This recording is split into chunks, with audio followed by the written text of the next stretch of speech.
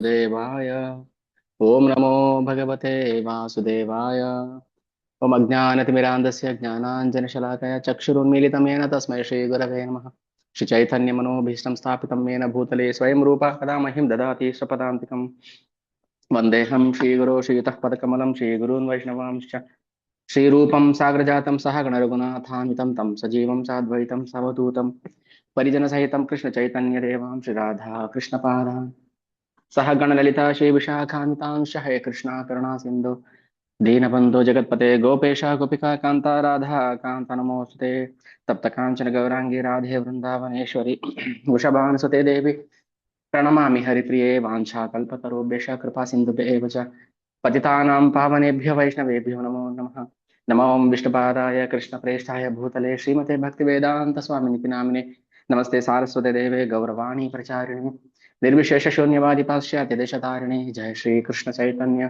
प्रभु नित्यानंद श्री अद्वैत गदाधर श्रीवासादि गौर भक्तवृंद हरे कृष्णा कृष्ण कृष्ण हरे हरे हरे राम राम राम हरे हरे जय जय श्री चैतन्य जय नित्यानंद जय अद्वैत चंद्र जय गौर भक्त वृंद ಶ್ರೀ ಚೈತನ್ಯ ಚರಿತಾಮೃತ ಆದಿಲೀಲಾ ಅಧ್ಯಾಯ 6 ಶ್ರೀ ಅದ್ವೈತ ಆಚಾರ್ಯರ ಭವ್ಯತೆ ಪಂಚತತ್ವದಲ್ಲಿ ಅದ್ವೈತಾಚಾರ್ಯ ವಿಷ್ಣುವಿನ ಅವತಾರ. ಸೊ ಅದ್ವೈತಾಚಾರ್ಯರು ಈ ಭೌತಿಕ ಜಗತ್ತಲ್ಲಿ ಯಾಕೆ ಪ್ರಕಟ ಆದ್ರು? ಕಲಿಯುಗ ಪ್ರಾರಂಭದ ಹೊತ್ತಿನಲ್ಲಿ ಅಧರ್ಮ ಹೆಚ್ಚಾಯಿತು. ಯಾಕೆ ಅಧರ್ಮ ಹೆಚ್ಚಾಯಿತು? ಕೃಷ್ಣ ಸಧಾಮೋಪಕತೆ ಜ್ಞಾನ ಧರ್ಮ ಜ್ಞಾನಾದಿ ಸಹ ಎಲ್ಲ ಹೊರಟೋಗ್ಬಿಡುತ್ತೆ ಕೃಷ್ಣ ಹಿಂದೆ. ಸೊ ಅವಾಗ ಅಧರ್ಮ ಮಾತ್ರ ಉಳ್ಕೊಂಡಿರುತ್ತೆ. ಆಗ ಅದ್ವೈತಾಚಾರ್ಯರು ಏನ್ ಮಾಡ್ತಾರೆ? ಕೃಷ್ಣನ ಕರೀತಾರೆ. ಹೇಗೆ ಕರೀತಾರೆ? ಆ ಅದ್ವೈತಾಚಾರ್ಯರ ಕಂಠ ಗೋಲೋಕದವರೆಗೂ ಮುಟ್ಬೇಕು. ಆ ಕ್ಷಣಕ್ಕೆ ಕೃಷ್ಣ ಗೋಲೋಕದಲ್ಲಿ ಯೋಚನೆ ಮಾಡಿರ್ತಾನೆ, ನಾನು ಕೃಷ್ಣನ ಅತೃಪ್ತಿಗೆ ಕಾರಣ ಕೇಳಿದ್ವಲ್ಲ ನಾವು. ಸೊ ಆ ಸಮಯಕ್ಕೆ ಕಲಿಯುಗದಲ್ಲಿ ಯುಗಾವತಾರ ಮಾಡೋ ಸಮಯ ಬಂದಿತ್ತು. ಆಗ ಕೃಷ್ಣ ತನ್ನನ್ನ ರಾಧಾರಾಣಿ ಭಾವದಲ್ಲಿ ಇರಿಸ್ಕೊಂಡು ಈ ಭೌತಿಕ ಜಗತ್ತಲ್ಲಿ ಪ್ರಕಟ ಆಗ್ತಾನೆ. ಇದು ಚೈತನ್ಯ ಮಹಾಪ್ರಭು. ಸೊ ಈಗ ಅದ್ವೈತಾಚಾರ್ಯ ವಿಷ್ಣುವಿನ ಅವತಾರ ಆಗಿರೋದ್ರಿಂದ ಈ ವಿಶ್ವದ ಸೃಷ್ಟಿ ಸ್ಥಿತಿ ಲಯ ಮಾಡುವುದು, ಈ ಭೌತಿಕ ಜಗತ್ತಿನ ಸೃಷ್ಟಿ ಸ್ಥಿತಿ ಲಯ ಮಾಡುವುದು ಅದ್ವೈತಾಚಾರ್ಯರ ಕೆಲಸ. ಸೊ ಈಗ ವಿಷ್ಣು ಭಗವಂತನ ಅಂಶದ ಭಾಗ. ಸೊ ಈ ವಿಷ್ಣು ಭಗವಂತನಿಗೆ ಹೇಗೆ ಸೇವೆಯಲ್ಲಿ ತೊಡಗ್ತಾನೆ ಅಂತ, ಕೃಷ್ಣ ಮಹಾಪ್ರಭು ಅವತಾರದಲ್ಲಿ ಬಂದಾಗ ವಿಷ್ಣು ಅದ್ವೈತಾಚಾರ್ಯ ರೂಪದಲ್ಲಿ ಬರ್ತಾರೆ. ಯಾವಾಗ ಕೃಷ್ಣ ತನ್ನ ಮೂಲ ರೂಪದಲ್ಲಿ, ತನ್ನ ಮೂಲ ಆಧ್ಯಾತ್ಮಿಕ ರೂಪದಲ್ಲಿ ಪ್ರಕಟ ಆಗ್ತಾನೆ, ಆಗ ಎಲ್ಲ ವಿಷ್ಣು ತತ್ವಗಳು ಕೂಡ ಭಗವಂತನಲ್ಲಿ ಸಂಯೋಗ ಆಗಿರುತ್ತೆ. ಕೃಷ್ಣ ತನ್ನ ಮೂಲ ರೂಪದಲ್ಲಿ ಬಂದಾಗ ಎಲ್ಲಾ ವಿಷ್ಣು ರೂಪಗಳು ಅವನಲ್ಲಿ, ಕೃಷ್ಣನಲ್ಲಿ ಪ್ರಕಟ ಆಗುತ್ತೆ. ಅದ್ವೈತಾಚಾರ್ಯ ಏನ್ ಮಾಡ್ತಾರೆ? ಸಹಾಯಕರೇನ ತಾಂದ್ರ ಲಾಯ್ಯ ಪ್ರಧಾನ ಕೋಟಿ ಬ್ರಹ್ಮಾಂಡ ಕರೇನ ಇಚ್ಛಾಯ ನಿರ್ಮಾಣ. ಅದ್ವೈತಾಚಾರ್ಯರು ಭಗವಂತನ ಲೀಲೆಗಳಲ್ಲಿ ನೆರವಾಗ್ತಾರೆ. ಹೇಗೆ ಅಂದ್ರೆ, ಈ ಐಹಿಕ ಶಕ್ತಿ, ಭಗವಂತನ ಐಹಿಕ ಶಕ್ತಿಯಿಂದ ಈ ವಿಶ್ವದ ಸೃಷ್ಟಿಯನ್ನ ಮಾಡ್ತಾರೆ ಅದ್ವೈತಾಚಾರ್ಯರು.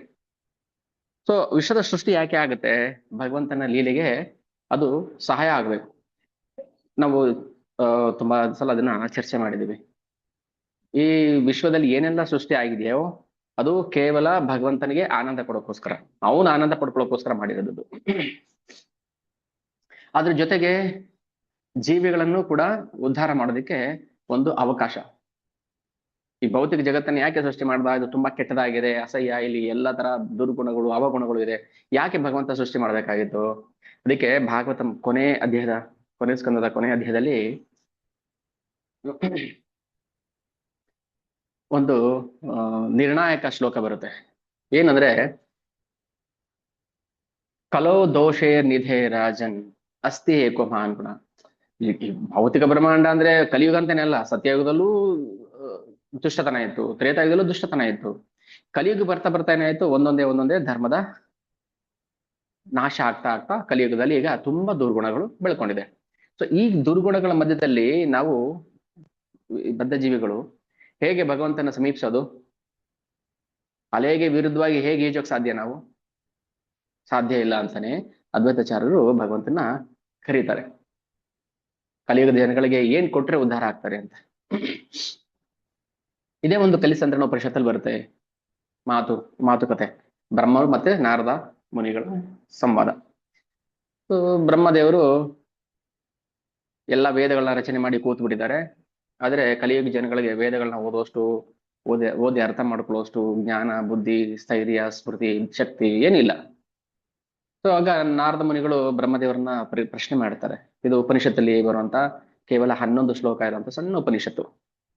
11 ಶ್ಲೋಕದಲ್ಲಿ 9 ಶ್ಲೋಕ ಬರೀ ಮಾತುಕತೆ ಬ್ರಹ್ಮದೇವರ ಮತ್ತೆ ನಾರದ ಮುನಿಗಳ.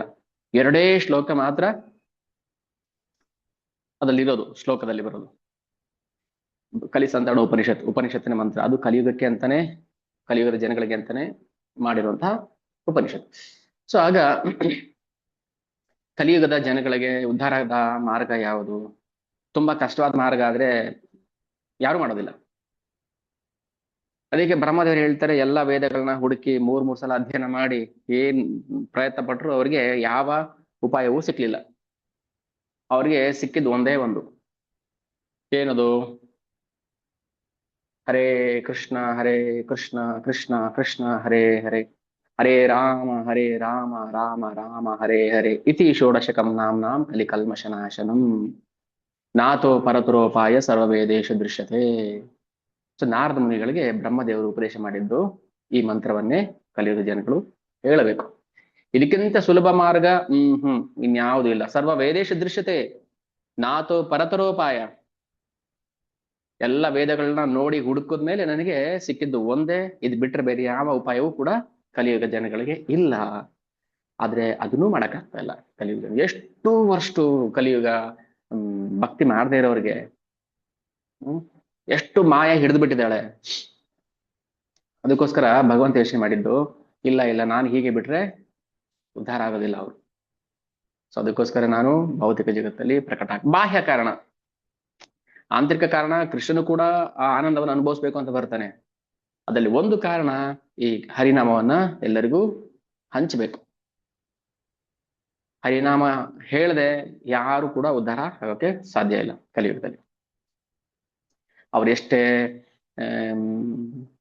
ಧಾರ್ಮಿಕರಾಗಿರ್ಬೋದು, ಎಂತ ಆಧ್ಯಾತ್ಮಿಕವಾದಿಗಳಾಗಿರ್ಬೋದು, ಸುಳ್ಳು ಪೊಳ್ಳು ಆಧ್ಯಾತ್ಮಿಕವಾದಿಗಳು ಯಾರೇ ಆಗಿರ್ಬೋದು, ಎಷ್ಟೇ ದಾನ ಧರ್ಮ ಯಾಗ ಯಜ್ಞ ತಪಸ್ಸು ಹೋಮ ಏನೇ ಮಾಡಿದ್ರು ಕಲಿಯುಗದ ಧರ್ಮ ನಾವು ಪಾಲನೆ ಮಾಡಲಿಲ್ಲ ಅಂದ್ರೆ ನಮ್ಮ ಉದ್ಧಾರ ಇಲ್ಲ.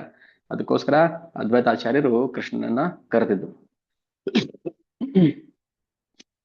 ಸಾಕ್ಷಾತ್ ಮಹಾವಿಷ್ಣುನೇ ಅದ್ವೈತಾಚಾರ್ಯ ಆದ್ರೂ ಕೂಡ ಕೃಷ್ಣ ಪ್ರೇಮ ಕೊಡೋದಕ್ಕೆ ಕೃಷ್ಣನೇ ಬರ್ಬೇಕು.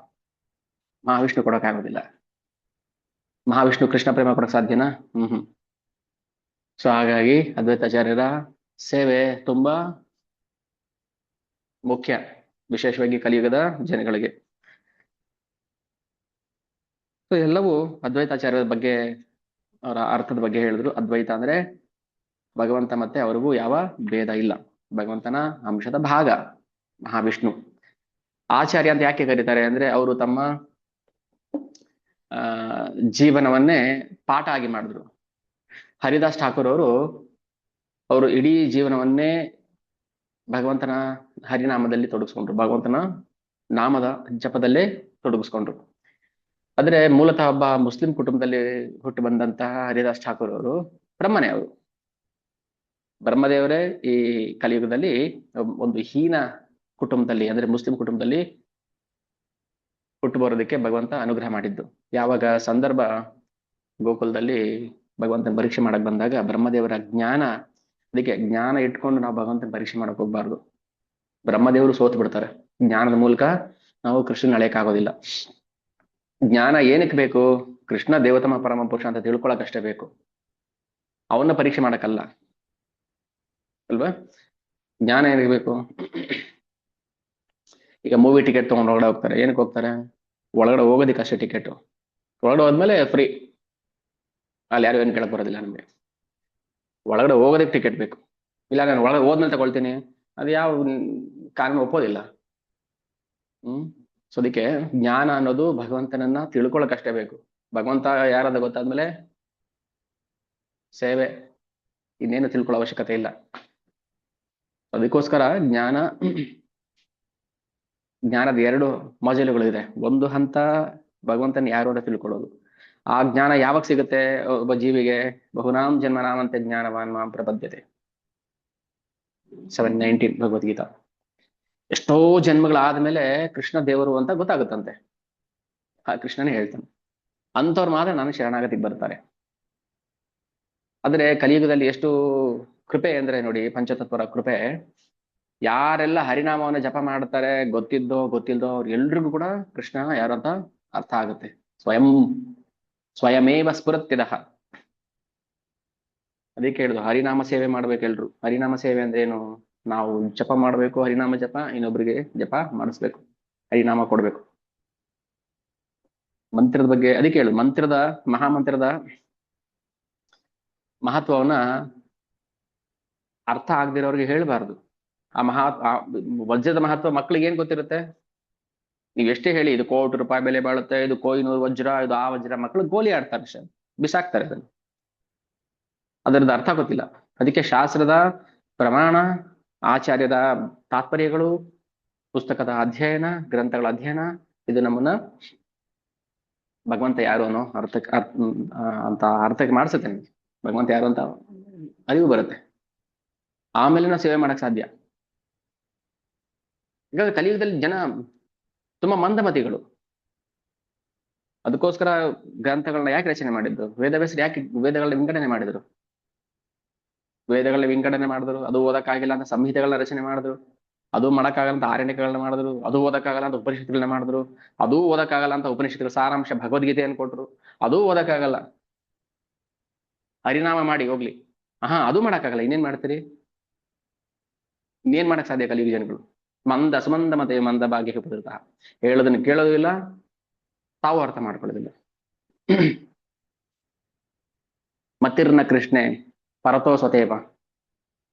ಪರಮಾತ್ಮ ಹೇಳ್ತಾರಲ್ವ, ಕೃಷ್ಣ ಪ್ರಜ್ಞೆ ಅನ್ನೋದು ಅವ್ರಿಗೂ ಬರೋದಿಲ್ಲ, ಇನ್ನೊಬ್ರು ಹೇಳಿದ್ದು ಅರ್ಥ ಮಾಡ್ಕೊಳ್ಳೋದಿಲ್ಲ. ಮತಿರ್ನ ಕೃಷ್ಣೆ, ಭಗವಂತನ ಮೇಲೆ ಬುದ್ಧಿನೇ ಇಲ್ಲ ಅವರಿಗೆ. ದೇವ್ರು ಯಾರಂತಾನೆ ಗೊತ್ತಿಲ್ಲ, ಆದ್ರೆ ದೇವ್ರು ಮಾಡ್ತೀವಿ ಅಂತೀವಿ ನಾವು. ಕಲಿಯುಗದಲ್ಲಿ ದೇವ್ರು ಮಾಡೋದು ಅಂದ್ರೆ ಏನು? ನಾಮ ಜಪ ಮಾಡೋದು, ಭಾಗವತ ಅಧ್ಯಯನ ಮಾಡೋದು, ಅರ್ಚ ವಿಗ್ರಹ ಪೂಜೆ ಮಾಡೋದು, ಇದೆ ಭಗವಂತನ ಶ್ರೀ ವಿಗ್ರಹವನ್ನ ಆರಾಧಿಸೋದು, ಗ್ರಂಥವನ್ನು ಅಧ್ಯಯನ ಮಾಡೋದು.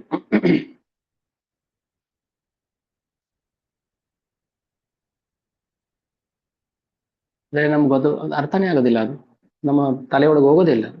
ಯಾಕೆ? ಮತಿರ್ನ ಕೃಷ್ಣೆ ಪರತೋ ಸತೇವ. ಅದೇನ್ ಮಾಡ್ತಾರೆ? ಮಿತಾಭಿಪದ್ಯೇತ ಗೃಹವ್ರತ. ಭಾಗವತಮಲ್ಲಿ ಹಿರಣ್ಯಕಶಿಪು ಮತ್ತೆ ಪ್ರಹ್ಲಾದರ ಸಂವಾದ, 7th canto 5th chapter ಬರುತ್ತೆ. ಒಂದು ಮಾತು ಹೇಳ್ತಾನೆ ಪ್ರಹ್ಲಾದ್ ಮಹಾರಾಜ, ಏನಪ್ಪಾ ಕಲ್ತೆ ನೀನು ಗುರುಕುಲದಲ್ಲಿ, ಏನೆಲ್ಲಾ ವಿಷಯಗಳನ್ನ ಕಲ್ತಿರ್ಬೋದು ನೀನು, ಹೇಳು ಸ್ವಲ್ಪ ಅಂತ. ಮೊದ್ಲು ಸೆಕೆಂಡ್ ಟೈಮ್ ಅಲ್ಲ, ಸೆಕೆಂಡ್ ಟೈಮ್ ಶ್ರವಣಂ ಕೀರ್ತನಂ ಹೇಳ್ತಾನೆ. ಅದಕ್ಕೆ ಮೊದಲೇ ಹೇಳ್ತಾರೆ, ತತ್ಸಾಧು ಮನ್ಯೆ ಅಸುರವರ್ಯ ದೇಹಿನಾಂ. ಅಸುರವರ್ಯ ಅಪ್ಪ, ಯಾರು ಈ ದೇಹವನ್ನ ಧರಿಸಿ ಬಂದಿರ್ತಾನೋ ಅವನು ಯಾವಾಗ್ಲೂ ಸದಾ ಸಮುದ್ವಿಗ್ನದಿಯ ಅಸತ್ಗ್ರಹಾತ್. ನೋಡಿ ಏನ್ ಕಲ್ತ ಗುರುಕುಲದಲ್ಲಿ ಅಂತ, ಇದೆಲ್ಲ ಹೇಳ್ಕೊಟ್ಟಿಲ್ಲ ಅವ್ರ ಬೇಷ್ಟರುಗಳು, ಚಂಡಾಮರ್ಕರು. ಆದ್ರೆ ಇವನು ಹೇಗ್ ಕಲ್ತ? ಪ್ರಹ್ಲಾದ್ ಮಹಾರಾಜರು. ಸೊ ನಾರದ ಮುನಿಗಳ ಅನುಗ್ರಹ. ಸೊ ಇಲ್ಲಿ ವೈಷ್ಣವರ ಅನುಗ್ರಹ ಇಲ್ಲ ಅಂದ್ರೆ ಯಾರು ಏನೂ ಕಲ್ತ್ಕೊಳಕ್ ಸಾಧ್ಯ ಇಲ್ಲ. ಹೇಳ್ತಾನೆ ಪ್ರಹ್ಲಾದ್ ಮಹಾರಾಜ, ತತ್ಸಾಧು ಮನ್ಯೆ ಅಸುರವರ್ಯ ದೇಹಿನ ಸದಾ ಸಮುದ್ರಜ್ಞದೀಯ ಅಸತ್ಗ್ರಹಾತ್ ಹಿತ್ವಾತ್ಮ ಪಾತಂ ಗೃಹಮಂದ ಕೂಪಂ ವನಂ ಗತೋ ಹರಿಮಾಶಯೇತ. ಅಪ್ಪ, ಹಿತ್ವಾತ್ಮ ಪಾತಂ ಗೃಹಮಂದ ಕೂಪಂ. ಹಿತ್ವಾತ್ಮ ಪಾತಂ ಅಂದ್ರೇನು? ಸೂಸೈಡ್ ಅಂತ ಇಂಗ್ಲಿಷ್ ನಲ್ಲಿ. ಸೂಸೈಡ್, ನೇಣು ಹಾಕೊಳ್ಳೋದು ಅಂತ, ಇಲ್ಲ ವಿಷ ಕುಡಿಯೋದು, ಬಾವಿಗೆ ಬೀಳೋದು ಅಂತ, ಇಲ್ಲ ರೈಲಿಗೆ ತಲೆ ಕೊಡೋದು ಅಂತ ಅರ್ಥ. ಯಾರು ಹಿತ್ವಾತ್ಮಪಾತಂ ಗೃಹಮಂದ ಕೂಪಂ.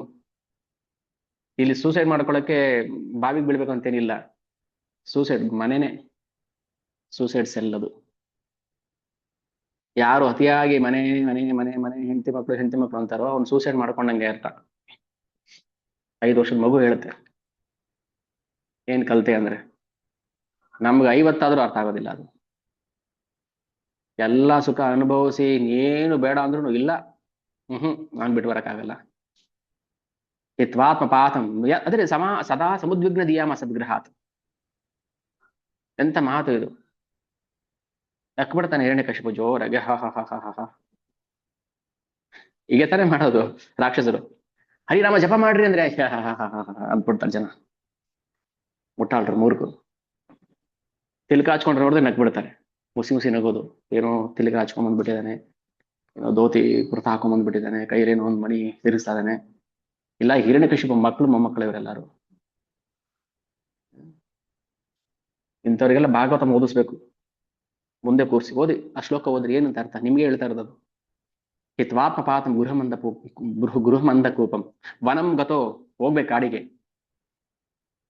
ವಾನಪ್ರಸ್ಥಕ್ಕೆ ಹೋಗ್ಬೇಕು. ಸಾಕು, ಎಷ್ಟು ತಾನೇ ಕುಡಿಯಕ್ಕಾಗುತ್ತೆ ರಸವನ್ನ. ಹೊಟ್ಟೆ ತುಂಬುವಷ್ಟೇ ಕುಡಿಬೋದು. ವನಂ ಗತೋ ಯದ್ ಹರಿಮಾಶ್ರಯೇತ.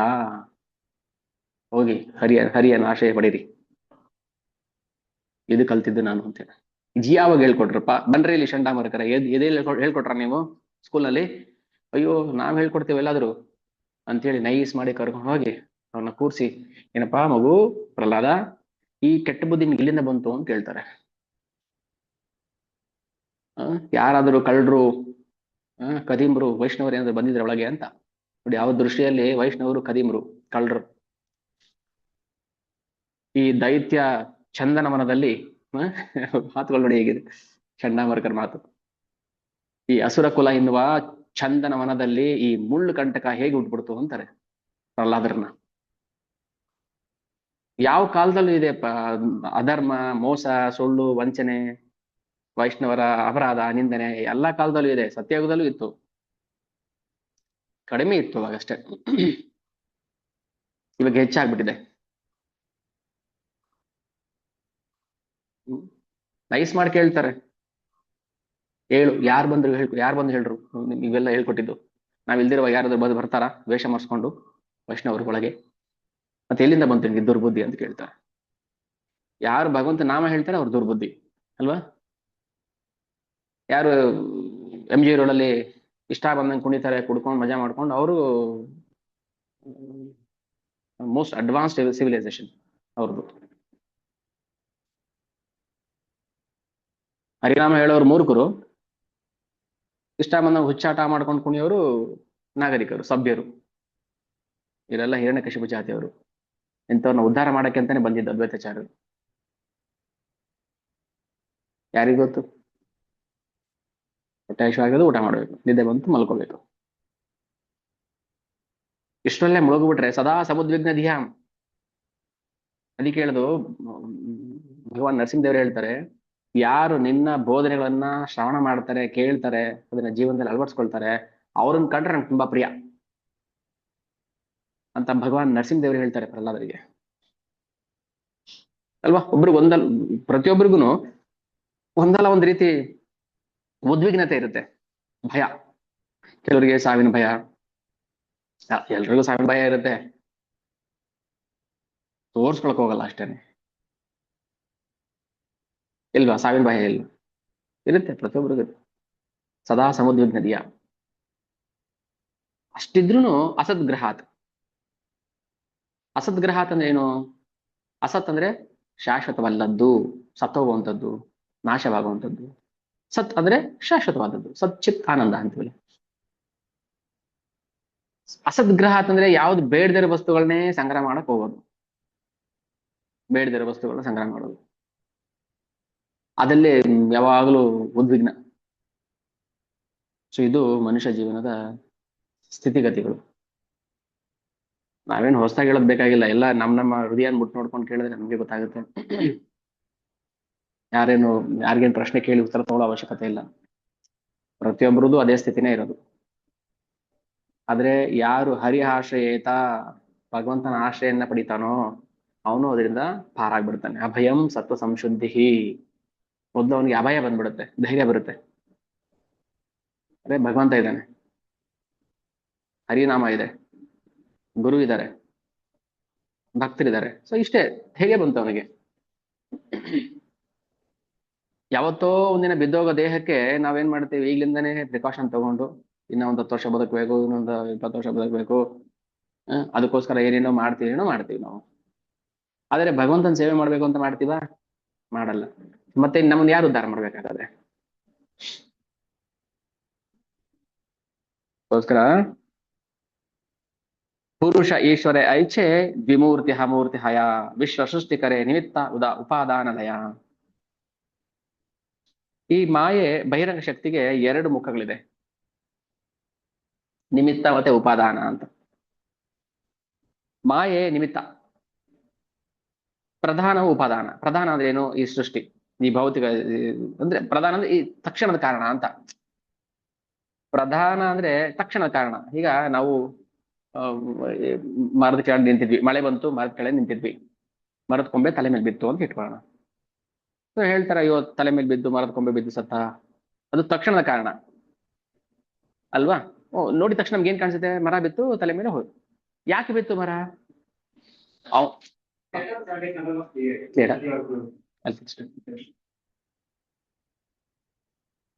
ಓಕೆ, ಇದು ಪ್ರಧಾನ ಕಾರಣ. ನಿಮಿತ್ತ ಕಾರಣ ಏನು? ಏನಕ್ಕೆ ಅವನ ತಲೆ ಮೇಲೆ ಬಿತ್ತು? ಯಾಕೆ ಆ ಮರದ ಕಡೆನೆ ನಿಂತ್ಕೊಂಡ? ಸೊ ಇದೆಲ್ಲ ಪ್ರಶ್ನೆಗಳು ಬರುತ್ತಲ್ವಾ?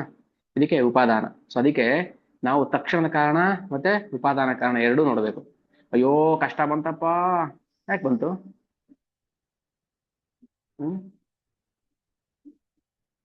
ಅವರಿಂದ ಕಷ್ಟ ಬಂತು ನನಗೆ, ಇವರಿಂದ ಕಷ್ಟ ಬಂತು, ಅವರಿಂದ ಸುಖ, ಇವರಿಂದ ಸುಖ ಅಂತ ಹೇಳ್ತೀವಿ ನಾವು. ಅದು ಪ್ರಧಾನ. ನಿಮಿತ್ತ ಅಂದ್ರೆ ಅವರಿಂದ ಬರ್ಬೇಕು ಅಂತಿತ್ತು, ಬಂತು. ಯಾಕೆ ಬರ್ಬೇಕಿತ್ತು ಅವರಿಂದ? ನಮಗೆ ಮೂಲ ಹುಡ್ಕೊಂಡು ಹೋಗ್ಬೇಕಲ್ಲ. ಅದಕ್ಕೆ ಈ ಬಹಿರಂಗ ಶಕ್ತಿ ಮನುಷ್ಯನನ್ನ, ಜೀವಿಯನ್ನ ಮುಚ್ಚಿಬಿಡುತ್ತೆ. ಏನು ಅರ್ಥ ಆಗ್ಬಾರ್ದು ಇವನಿಗೆ. ದೇವರಂದ್ರೆ ಯಾರು? ಅಲ್ಲ ಬಿಡಿ, ಅದು ತುಂಬಾ ಕಷ್ಟವಾದ ಪ್ರಶ್ನೆ ಬೇಡ. ಸಣ್ಣ ಸಣ್ಣ ಪ್ರಶ್ನೆಗಳಿಗೆ ಉತ್ತರ ಕೊಡೋಕೆ ನಮ್ಗೆ ಗೊತ್ತಾಗೋದಿಲ್ಲ. ಯಾಕೆ ಮದುವೆ ಮಾಡ್ಕೋಬೇಕು? ಯಾಕೆ ಊಟ ಮಾಡ್ಬೇಕು? ಯಾಕೆ ಹಣ ಕೂಡಿಡ್ಬೇಕು? ಯಾಕೆ ಪ್ರಚಾರ ಮಾಡ್ಬೇಕು ಭಗವಂತನ ಬಗ್ಗೆ? ಹೇಳಿ ನೋಡೋಣ, ಒಂದು ಕಾರಣ ಕೊಡಿ. ಗೊತ್ತಿಲ್ಲ. ಎಲ್ರು ಮಾಡ್ತಾರೆ, ನಾನು ಮಾಡ್ಬೇಕು. ಎಲ್ರು ಮದುವೆ ಮಾಡ್ಕೊಂಡು ನಾನು ಮಾಡ್ಬೇಕು. ಯಾಕೆ ಮಾಡ್ಕೋಬೇಕು? ಎಲ್ರು ಯಾಕೆ ಮಾಡ್ಕೊಳ್ತಾರೆ ಮದುವೆ? ನಮಗೆ ಪ್ರಧಾನ ಕಾರಣ ಅಲ್ಲ, ನಿಮಿತ್ತ ಕಾರಣನೂ ಬೇಕು. ಎರಡೂ ಬೇಕು ನಮ್ಗೆ. ನಮ್ಗೇನು ಗೊತ್ತಿಲ್ಲ, ಯಾಕೆ ಬದುಕಿದೀವಿ ಅಂತಾನೆ ಗೊತ್ತಿಲ್ಲ ನಮ್ಗೆ. ಕೇಳಿ ನೋಡೋಣ, ಯಾರನ್ನದು ಉತ್ತರ ಹೇಳಿ. ಯಾಕೆ ಬದುಕಿದೀವಿ ನಾವು? ಸತ್ತಿಲ್ಲ, ಇನ್ನೂ ಅದಕ್ಕೆ ಬದುಕಿದೀವಿ. ಯಾಕೆ ಸತ್ತಿಲ್ಲ? ಅರೆ ಇದು ಒಳ್ಳೆ ಪ್ರಶ್ನೆ. ಪ್ರಶ್ನೆ ಇದು ಅಪಶಕದ ಪ್ರಶ್ನೆ ಅಲ್ಲ, ಇದು ಇದು ವಾಸ್ತವ ಅಂಶ. ಯಾಕೆ ಸತ್ತಿಲ್ಲ ನಾವಿನ್ನು? ಯಾಕೆ 30-35 ವರ್ಷಕ್ಕೆಲ್ಲ ಹೋಗ್ಬಿಡ್ತಾರೆ, ದೇಹ ಬಿಟ್ಟು ಹೋಗ್ಬಿಡ್ತಾರೆ? ಕೆಲವು 100-120 ಯಾಕೆ ಬದುಕಿರ್ತಾರೆ? ನಮ್ಮ ಪ್ರಶ್ನೆ ಇಷ್ಟು. ನಮಗೆ ಪ್ರಧಾನ ಕಾರಣ ಉಪಾದಾನ ಕಾರಣ ಎರಡೂ ಬೇಕು. ಸೊ ಶಾಸ್ತ್ರ ಹೇಳುತ್ತೆ, ಎರಡಕ್ಕೂ ನಾವು ಕಾರಣವನ್ನು ಹುಡುಕಬೇಕು.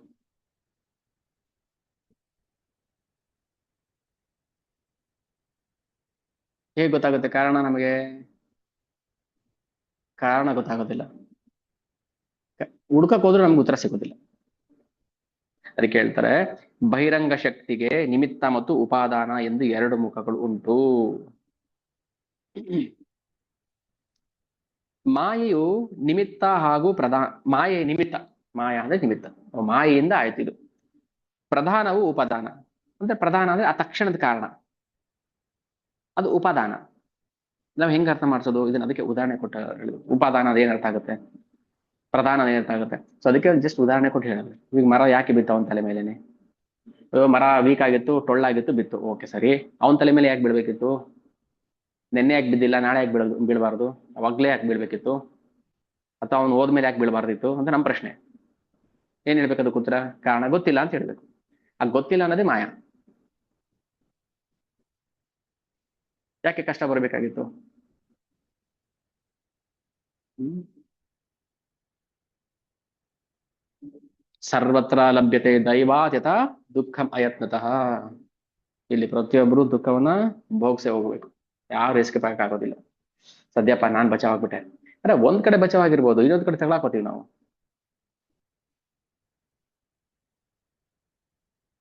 ಎಲ್ಲ ಒಂದ್ ಕಡೆ ಹಿಡಿಯುತ್ತೆ ಮಾಯ ನಮ್ಮನ್ನ. ಅದು ಗೊತ್ತು. ಮಾಯ ಅವಳಿಗೆ ಗೊತ್ತು ಚೆನ್ನಾಗಿ ಎಲ್ಲಿ ಹಿಡಿಬೇಕು ಇವನನ್ನ ಅಂತ. ಎಲ್ಲಿ ತನಕ ನಾವು ಭಗವಂತನ ಆಶ್ರಯ ಪಡೆಯೋದಿಲ್ವೋ ಅಲ್ಲಿವರೆಗೂ ನಾವು ಸೀಸ್ ಆಗ್ತೀವಿ ಮಾಯಾ ಕೈಯಲ್ಲಿ. ಅದಕ್ಕೆ ಏನು ವಾದ ಮಾಡಬಾರ್ದು, ತರ್ಕ ಮಾಡಬಾರ್ದು, ಕುತರ್ಕ ಮಾಡಬಾರ್ದು. ಏನಿದೆ ಅದನ್ನ ಹಾಗೆ ಸ್ವೀಕಾರ ಮಾಡ್ಬೇಕು ಅಷ್ಟೇ. ಇಂದ್ರಿಯ ತೃಪ್ತಿಯನ್ನು ಆದಷ್ಟು ಕಡಿತ ಮಾಡಿ ಭಗವಂತನ ಸೇವೆಯಲ್ಲಿ ತೊಡಗಿಸ್ಕೋಬೇಕು. ಇದು ಒಂದೇ ಮಾರ್ಗ ಇರೋದು. ಇನ್ಯಾವ ಮಾರ್ಗನೂ ಕೂಡ ಯಾವ ಶಾಸ್ತ್ರಕಾರರು ನಮ್ಗೆ ಹೇಳೋದಿಲ್ಲ. ಇವನ್ ಪ್ರಹ್ಲಾದ್ ಮಹಾರಾಜರು ಹೇಳ್ತಾ ಇಲ್ಲ ನಮ್ಗೆ ಬೇರೆ ಅನ್ಯ ಮಾರ್ಗ ಇದೆಯಾ. ಇಲ್ಲ, ಭಗವಂತನ ಆಶ್ರಯಕ್ಕೆ ಬರಲೇಬೇಕು.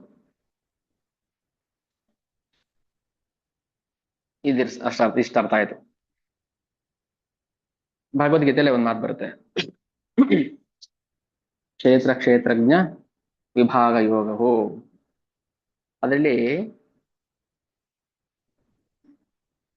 ಆ ಭಗವಂತ ಅರ್ಜುನಿಗೆ ಉಪದೇಶ ಮಾಡ್ತಾ ಹೇಳ್ತಾನೆ,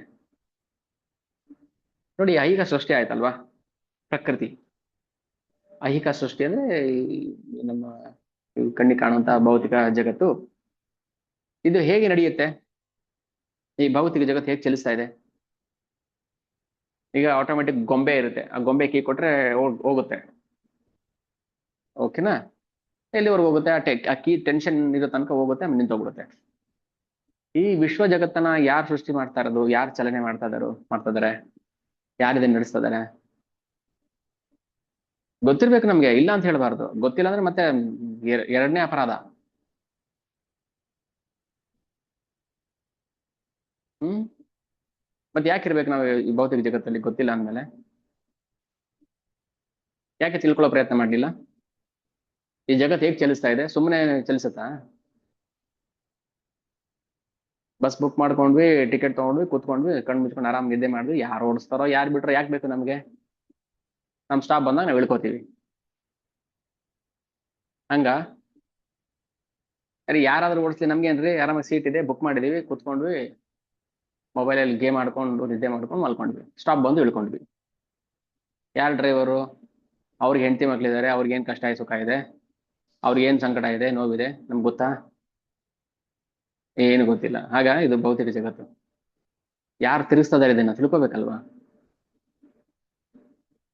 ಯಾರನ್ನ ತಿರ್ಸ್ಕೊಳ್ಳಿ ನಮ್ಗೇನು. ನಾವು ಊಟ ಸಿಗಿದೆ, ಊಟ ತಿಂತೀವಿ, ನಿದ್ದೆ ಮಾಡ್ತೀವಿ, ಸಾಕಾಯ್ತು. ಅದಕ್ಕೆ ಮನುಷ್ಯನಾಗೆ ಬರ್ಬೇಕಾ? ದುರ್ಲಭಂ ಮಾನುಷಂ ಜನ್ಮಂ ತದ್ಯಪಿ ಅದ್ರಿವಂ ಅರ್ಥದಂ. ಪ್ರಹ್ಲಾದ್ ಮಹಾರಾಜ್ ಹೇಳ್ತಾರೆ ರಾಕ್ಷಸ ಸಹಪಾಠಿಗಳಿಗೆ, ತಿಳ್ಕೊಬೇಕಿದನ್ನೆಲ್ಲ ಅಂತ. ಸುಮ್ನೆ ಆಟ ಆಡ್ಕೊಂಡು ಟೈಮ್ ಪಾಸ್ ಮಾಡ್ಬಿಡ್ಬೇಡಿ, ಬನ್ನಿ ಕೂತ್ಕೊಳ್ಳೋಣ, ಗುರುಗಳಿಲ್ಲ, ಭಗವಂತನ ಬಗ್ಗೆ ಚರ್ಚೆ ಮಾಡೋಣ ಅಂತ ಕರೆದು ಕೂರ್ಸ್ಕೊಂಡು ಪಾಠ ಮಾಡ್ತಾರೆ 5 ವರ್ಷದ ಹುಡುಗ. ಅದಕ್ಕೆ ಸಾಮಾನ್ಯ ಅಂತ ಭಾವಿಸಬಾರ್ದು ನಾವು. ದೈತ್ಯಾನಾಂ ಪ್ರಹ್ಲಾದಾಶ್ಚಾಸ್ಮಿ, ನಾನು ದೈತ್ಯರಲ್ಲಿ ಪ್ರಹ್ಲಾದನಾಗಿದ್ದೇನೆ ಭಗವಂತ ಹೇಳೋದು. ಪ್ರಹ್ಲಾದ ಸಾಮಾನ್ಯ ಮನುಷ್ಯ ಅಲ್ಲ, ನಾನು ದೈತ್ಯರಲ್ಲಿ ಪ್ರಹ್ಲಾದನಾಗಿದ್ದೇನೆ. ಅದಕ್ಕೆ ಅಂತಂದ ಮಾತುಗಳು ಬರುತ್ತೆ. ಅದಕ್ಕೆ ಮಹಾಜನ ಅಂತ ಕರೆಯೋದು ನಾವು. ಓದ್ಬೇಕು ಭಾಗವತಂ 7ನೇ ಸ್ಕಂದ. ಯಾವ್ದಾವ್ದೋ ಪುಸ್ತಕ ಹಿಡ್ಕೊಂಡು ಏನೋ ಓದ್ತಾ ಇರ್ತಾರೆ, ನಿಷ್ಪ್ರಯೋಜಕ, ವೇಸ್ಟ್.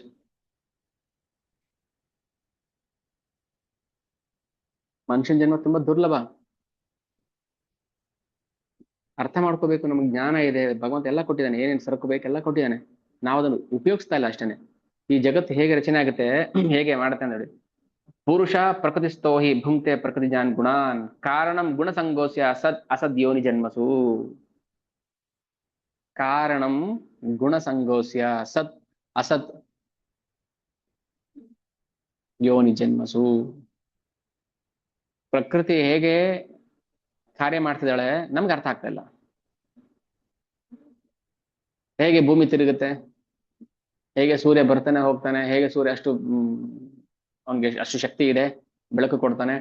ಆ ಸೂರ್ಯನ ಬೆಳಕು ಬಿದ್ದ ತಕ್ಷಣ ತಾವರೆ ಹೆಂಗ್ ಹರಳುತ್ತೆ, ಚಂದ್ರ ನೆರಳು ಬೀಳಿದ ತಕ್ಷಣ ಹೇಗೆ ಹಣ್ಣಿನಲ್ಲಿ ರಸ ಉತ್ಪತ್ತಿ ಆಗುತ್ತೆ, ಬಾಳೆಕಾಯಿ ಬಾಳೆ ಹಣ್ಣು ಹೇಗಾಯ್ತು ಯಾರಿಗ್ ಗೊತ್ತು? ಅಂಗಡಿಗೆ ಹೋದ್ವಿ, ಸರ್ ಒಳ್ಳೆ ಬಾಳೆಹಣ್ಣು ಹಣ್ಣಾಗಿರೋದು ಪಚ್ಚ ಬಾಳೆಹಣ್ಣು ಕೊಡಿ ಅಂತ ಕೇಳಿದ್ವಿ, ಕೊಟ್ರು ತಿಂದೆ. ಆ ಕಾಯಿ ಇದ್ದಿದ್ದು ಪಚ್ಚ ಬಾಳೆಹಣ್ಣು ಹೇಗಾಯ್ತು, ರಸ ಹೇಗೆ ತುಂಬಿಕೊಳ್ತು? ಯಾಕದೆಲ್ಲ ತಿಳ್ಕೊಂಡು ಇವಾಗ ತಿಳ್ಕೊಳ್ಳೋ ಅವಶ್ಯಕತೆ ಇಲ್ಲ ನಮ್ಗೆ.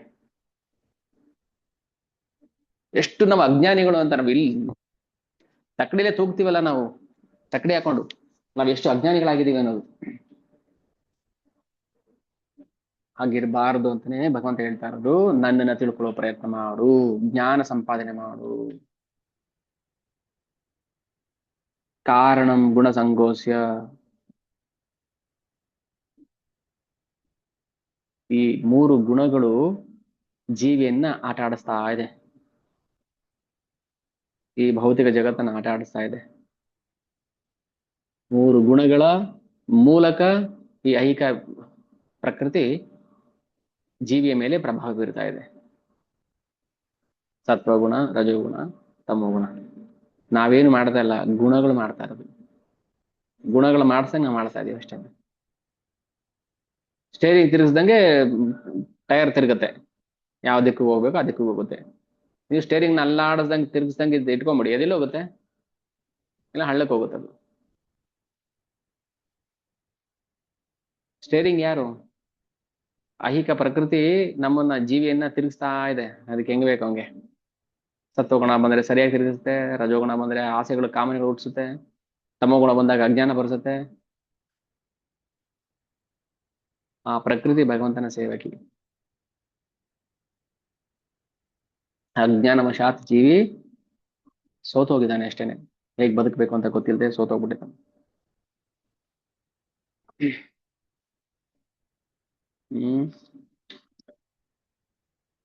ಭಗವಾನ್ ವಿಷ್ಣುವು ತನ್ನ ನಿಮಿತ್ತಾಂಶದಲ್ಲಿ ಐಹಿಕ ಶಕ್ತಿ ಮೇಲೆ ಕಡೆಗಣ್ಣ ನೋಟ ಹಾಯಿಸುತ್ತಾನೆ. ಆಗ ಶ್ರೀ ಅದ್ವೈತಾಚಾರ್ಯರು ಈ ಭೌತಿಕ ಜಗತ್ತನ್ನ ಸೃಷ್ಟಿ ಮಾಡ್ತಾರೆ. ಅಂದ್ರೆ ವಿಷ್ಣು ಆಗಿ ಅದ್ವೈತಾಚಾರ್ಯರು, ವಿಷ್ಣು ಮಹಾವಿಷ್ಣು, ಮ್ಯೂಟ್ ಮಾಡ್ಕೊಳ್ಳಿ.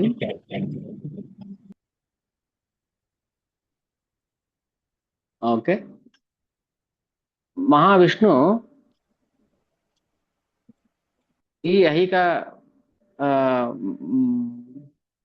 ಏನ್ ಹೇಳ್ತಾರೆ, ಮಾಯಾ ಪ್ರಕೃತಿ. ಸೊ ಪ್ರಕೃತಿ ಸ್ತ್ರೀ. ಸೊ ಮಹಾವಿಷ್ಣು ಏನ್ ಮಾಡ್ತಾರೆ, ಆ ಸ್ತ್ರೀ ಮೇಲೆ ಕಡೆಗಣ್ಣ ನೋಟ ಹಾಯಿಸ್ತಾರೆ ಅಷ್ಟೇ, ಇಚ್ಛಾ ಮಾತ್ರ. ಆ ಪ್ರಕೃತಿ ಏನ್ ಮಾಡ್ತಾಳೆ, ಗರ್ಭೀಕರಿಸ್ಬಿಡ್ತಾಳೆ, ಈ ವಿಶ್ವ ಅನೇಕ ಸಂಖ್ಯಾತ ವಿಶ್ವಗಳನ್ನ ಸೃಷ್ಟಿ ಮಾಡ್ಬಿಡ್ತಾಳೆ. ಅನೇಕ ಜೀವರಾಶಿಗಳು ಅವರವರ ಕರ್ಮಕ್ಕೆ ತಕ್ಕ ಹಾಗೆ ಒಂದು ದೇಹ, ಪಾಪ ಪುಣ್ಯಕ್ಕೆ ತಕ್ಕ ಹಾಗೆ ಅವ್ರಿಗೆ ಕಷ್ಟ ಸುಖಗಳು ಇವೆಲ್ಲ ಬರ್ತದೆ. ನಾವು ಇಚ್ಛೆ ಪಟ್ಟಂಗಲ್ಲ ಅದು. ನಮಗೆ ದುಃಖ ಬೇಡ, ನಮಗೆ ಸುಖ ಬೇಕು, ನಾವು ಇಚ್ಛೆ ಪಟ್ಟಂಗೆ ಬರೋದಿಲ್ಲ ಅದು. ಅವ್ರು ಕೊಟ್ಟಿದ್ದು ನಾವು ತಗೋಬೇಕು ಅಷ್ಟೇ. ಯಾರು ನೇರವಾಗಿ ಭಗವಂತನ ಆಶ್ರಯ ಪಡಿತಾರೆ ಅವ್ರಿಗೆ ಐಹಿಕ ಪ್ರಕೃತಿ ಏನು ಕಾಟ ಕೊಡೋದಿಲ್ಲ, ಮಾಯೆಯವ್ರ ಮೇಲೆ ಪ್ರಭಾವ ಬೀರೋದಿಲ್ಲ.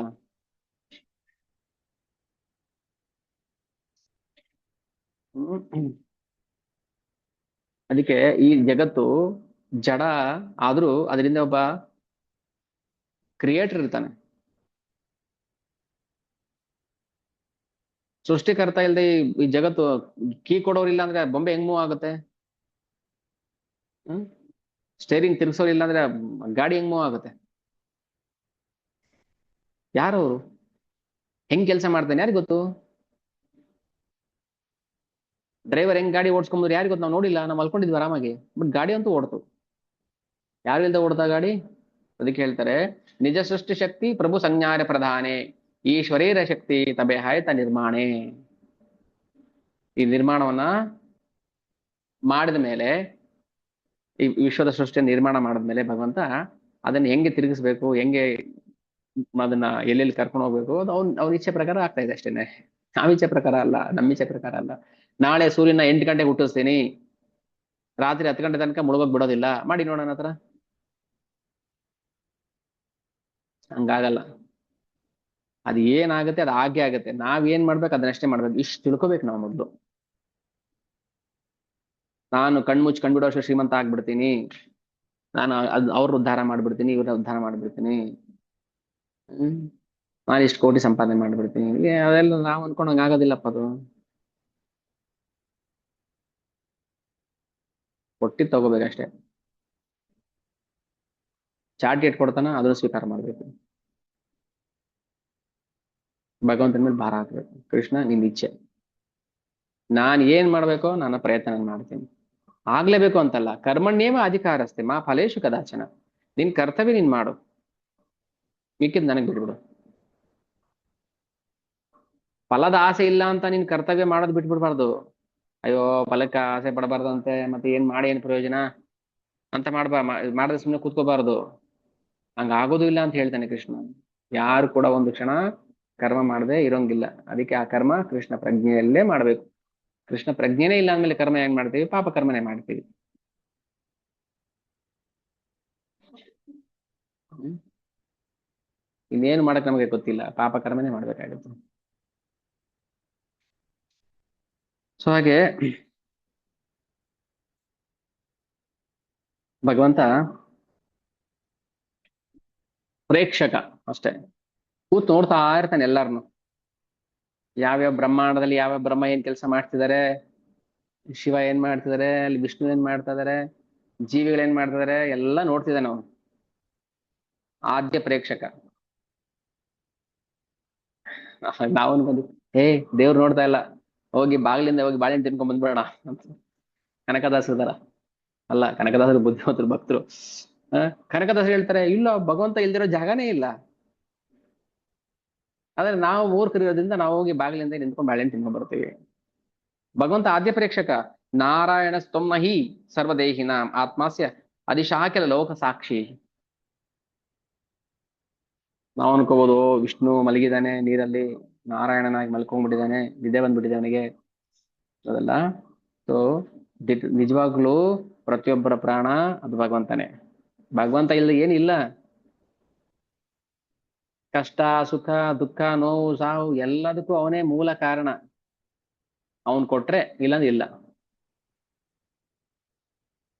ಸುಮ್ಮನೆ ಕೊಡೋದಿಲ್ಲ ಅವನು. ಹ್ಮ್ ಭಗವಂತ ಯಾವತ್ತಿಗೂ ಕೂಡ ಈ ಭೌತಿಕ ಸಂಸಾರಕ್ಕೆ, ಈ ಭೌತಿಕ ಜಗತ್ತಿಗೆ ನೇರ ಸಂಬಂಧವನ್ನ ಹೊಂದಿಲ್ಲ. ಅದಕ್ಕೆ ಯಾವ ಭೌತಿಕ ಮಾತುಗಳು ಕೂಡ ಭಗವಂತನನ್ನ ಮುಟ್ಟೋದಿಲ್ಲ. ನಾವು ಭೌತಿಕವಾಗಿ ಏನೇ ಮಾತಾಡಿದ್ರು ಭಗವಂತ ಅದನ್ನ ಹ್ಮ್ ಯಾಕಂದ್ರೆ ಅವನಿಗೆ ಭೌತಿಕ ಇಂದ್ರಿಯಗಳಿಲ್ಲ.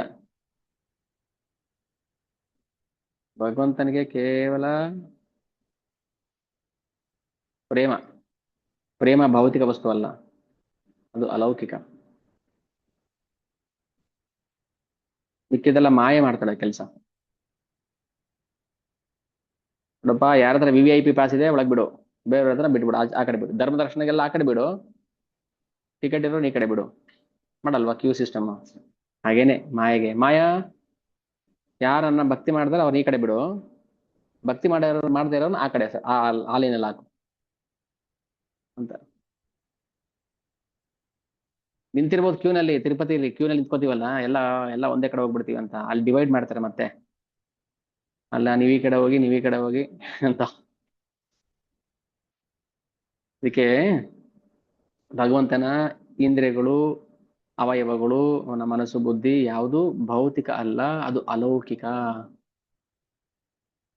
ದೇವ್ರೇ ದೇವ್ರೇ ನನ್ಗೆ ಒಳ್ಳೇದ್ ಮಾಡು, ಒಳ್ಳೇದ್ ಮಾಡು, ದೇವ್ರೇ ದೇವ್ರೆ ನಂಗೆ ಅದು ಕೊಡು ಇದು ಕೊಡು, ಅವ್ನು ಕೇಳಿಸ್ಕೊಳ್ಳೋದಿಲ್ಲ. ಅವನ ಅದನ್ನ, ಅದ್ ಮಾಯೆ ಕೇಳಿಸ್ಕೊತಿರ್ತಾಳೆ. ಯಾಕಂದ್ರೆ ಮಾಯೆ ಐಕ ಜಗತ್ತಿನ ಒಡತಿ, ಇನ್ಚಾರ್ಜ್. ನಾವ್ ಅನ್ಕೊಂತೀವ, ದೇವ್ರ ಹತ್ರ ಹೋಗಿ ಅಪ್ಲಿಕೇಶನ್ ಹಾಕಿ ಬಂದ್ಬಿಟ್ಟೆ ನಾನು, ಬರೋ ವರ್ಷ ಮದುವೆ ಗ್ಯಾರಂಟಿ, ಅದ್ರ ಮುಂದಿನ ವರ್ಷಕ್ಕೆ ಮಕ್ಳು ಗ್ಯಾರಂಟಿ ಅಂತ. ಅದು ಮಾಯೆ ಕೆಲಸ ಮಾಡ್ತಿರ್ತಾಳೆ. ಅದಕ್ಕೆ ದಡ್ಡತನವನ್ನ ಬಿಡಬೇಕು ನಾವು ಫಸ್ಟ್. ನಾವು ಮೂರ್ಖರು ಅನ್ನೋದು ಅರ್ಥ ಮಾಡ್ಕೋಬೇಕು, ಆಮೇಲೆ ಮೂರ್ಖತನ ಬಿಡಕ್ ಸಾಧ್ಯ. ನಮ್ಗೆ ನಾವೇ ಮೇಧಾವಿಗಳಾಗ್ಬಿಡ್ತೀವಲ್ವಾ. ಅದಕ್ಕೆ ಭಗವಂತ ಜನ್ಮ ಕರ್ಮಚಮೆ ದಿವ್ಯಂ, ಕೃಷ್ಣನ ಜನ್ಮ ಮತ್ತೆ ಕರ್ಮದ ರಾಶಿ ಅರ್ಥ ಮಾಡ್ಕೋಬೇಕು. ಮೊದಲು ನಾವು ಮಾಡ್ಬೇಕಾಗಿರೋ ಕೆಲಸ, ಈ ಕ್ಷಣಕ್ಕೆ ಮಾಡ್ಬೇಕಾಗಿರೋ ಕೆಲಸ, ನಾವು ಫಸ್ಟ್ ಭಗವಂತನ ಶರಣ ಆಗ್ಬೇಕು, ಇಚ್ಛೆ ಪಡ್ಬೇಕು. ಕೃಷ್ಣ ನಾನು ಶರಣ ಆಗ್ಬಿಟ್ಟಿದ್ದೀನಿ. ಇಲ್ಲಾಂದ್ರೆ ಗೊಂದಲ್ ಸಿಕ್ಕಾಕೋಬೇಕಾಗತ್ತೆ ನಾವು. ಏನ್ ಮಾಡ್ಬೇಕು ಏನ್ ಮಾಡ್ಬಾರ್ದು ಗೊತ್ತಾಗಲ್ಲ. ಎಷ್ಟೋ ಜನ ತಲೆ ಕೆಟ್ಟೋಗಿರುತ್ತೆ ಇವಾಗ. ಏನ್ ಮಾಡ್ಬೇಕು, ಇಷ್ಟು ಮುಂಚೆನೆ ಚೆನ್ನಾಗಿದ್ದೆ, ಆರಾಮಾಗಿ ಎಂಜಾಯ್ ಮಾಡ್ಕೊಂಡಿದ್ದೆ, ಭಕ್ತಿಗೆ ಬಂದು ಏನೋ ತಲೆ ಕೆಡ್ತಾ ಇದೆ ಅಂತ ಅನ್ಸುತ್ತೆ ಅಲ್ವಾ. ನಾವು ಸರೆಂಡರ್ ಆಗಿಲ್ಲ ಅಂತ ಇನ್ನು. ಆರಾಮ ಬೆಳಿಗ್ಗೆ 7 ಗಂಟೆ 8 ಗಂಟೆ ಎದ್ದು ಇಷ್ಟ ಬಂದಾಗ ಊಟ ಮಾಡ್ಕೊಂಡು ಇಷ್ಟ ಬಂದಾಗ ಆಟ ಆಡ್ಕೊಂಡಿದ್ದೆ. ಈಗ ಬೆಳಿಗ್ಗೆ 4 4:30 ಎಬ್ಬಿಸ್ತಾರೆ, ಜಪ ಮಾಡಂತಾರೆ, ಬುಕ್ ಓದಂತಾರೆ, ಅದು ಮಾಡು, ಏನೇನೋ ಹೇಳ್ತಾರಪ್ಪ ಅಂತ ಅನಿಸ್ಬೋದು. ಆದ್ರೆ ಈ ಗೊಂದಲಿಂದ ಆಚೆ ಬರೋದಕ್ಕೆ ಸ್ವಲ್ಪ ಸಮಯ ತಗೊಳುತ್ತೆ. ಯಾಕಂದ್ರೆ ಮಾಯ ಇನ್ನೂ ಆ, ಹ್ಮ್, ಆ ಜೀವಿ ಮೇಲೆ ಪ್ರಭಾವ ಬೀರ್ತಿರ್ತಾಳೆ. ಪೂರ್ತಿ ಸರೆಂಡರ್ ಆಗ್ಬೇಕು ನಾವು. ಸರೆಂಡರ್ ಆಗ್ಲಿ ಅಂತಾನೆ ಕಷ್ಟಗಳು ಬರೋದು. ನಮ್ಗೆ ಅರ್ಥ ಆಗೋದಿಲ್ಲ ಅದು. ಹೋಮ್ವರ್ಕ್ ಮಾಡಿಲ್ಲ ಅಂತ ಮೇಷ್ಟ್ರು ಹೊಡಿತಾರೆ. ಯಾಕೋ ಹೊಡೆದ್ರು ಮೇಷ್ಟ್ರು ಅಂತ ಅಪ್ಪ ಕೇಳಿದ್ರೆ, ಅಪ್ಪ ಗೊತ್ತಿಲ್ಲ ಯಾಕೆ ಹೊಡೆದ್ರು ಅಂತ. ಸುಮ್ನೆ ಹೊಡೆದ್ರ ಅವರು. ಏನ್ ಮಾಡಿದೆ ಹೇಳು, ನಾನೇನು ಮಾಡಿಲ್ಲ, ಸುಮ್ನೆ ಕೂತಿದ್ದೆ ನನ್ನ ಪಾಡಗ್ ನಾನು. ಅದಕ್ಕೆ ಹೊಡೆದಿದ್ದಾರೆ ಅವರು. ಸುಮ್ನೆ ಕೂತ್ಕೊಂಡಿದ್ದೆ, ಹೋಮ್ವರ್ಕ್ ಮಾಡ್ಬೇಕಿತ್ತು. ಇಲ್ಲಪ್ಪ ನಾನೇನು ಮಾಡ್ಲಿಲ್ಲ, ಸುಮ್ಮನೆ ಕೂತಿದ್ದೆ ಬಾಯಿ ಮುಚ್ಕೊಂಡು, ಅದಕ್ಕೆ ಹೊಡೆದ್ರು ಅಂದ್ರೆ ಯಾಕೆ ಹೊಡಿತಾರೆ. ನೀನ್ ಏನೋ ಪ್ರಶ್ನೆ ಕೇಳಿರ್ತಾರೆ, ನೀನು ಉತ್ತರ ಹೇಳಿಲ್ಲ, ಬಾಯಿ ಮುಚ್ಕೊಂಡು ಕೂತಿದ್ದೆ, ಅದಕ್ಕೆ ಹೊಡೆದಿದ್ದಾರೆ. ಅಂದ್ರೆ ನಾವ್ ಮಾಡಿದ್ ಸರಿ ಅಂತ ನಾವು ವಾದಿಸ್ತೀವಿ. ಇಲ್ಲ ನಾನು ಬಾಯಿ ಮುಚ್ಕೊಂಡು ಕೂತಿದ್ದೆ, ಅದೇ ತಪ್ಪು. ಬಾಯಿ ಬಿಟ್ಟು ಉತ್ತರ ಹೇಳಬೇಕಿತ್ತು.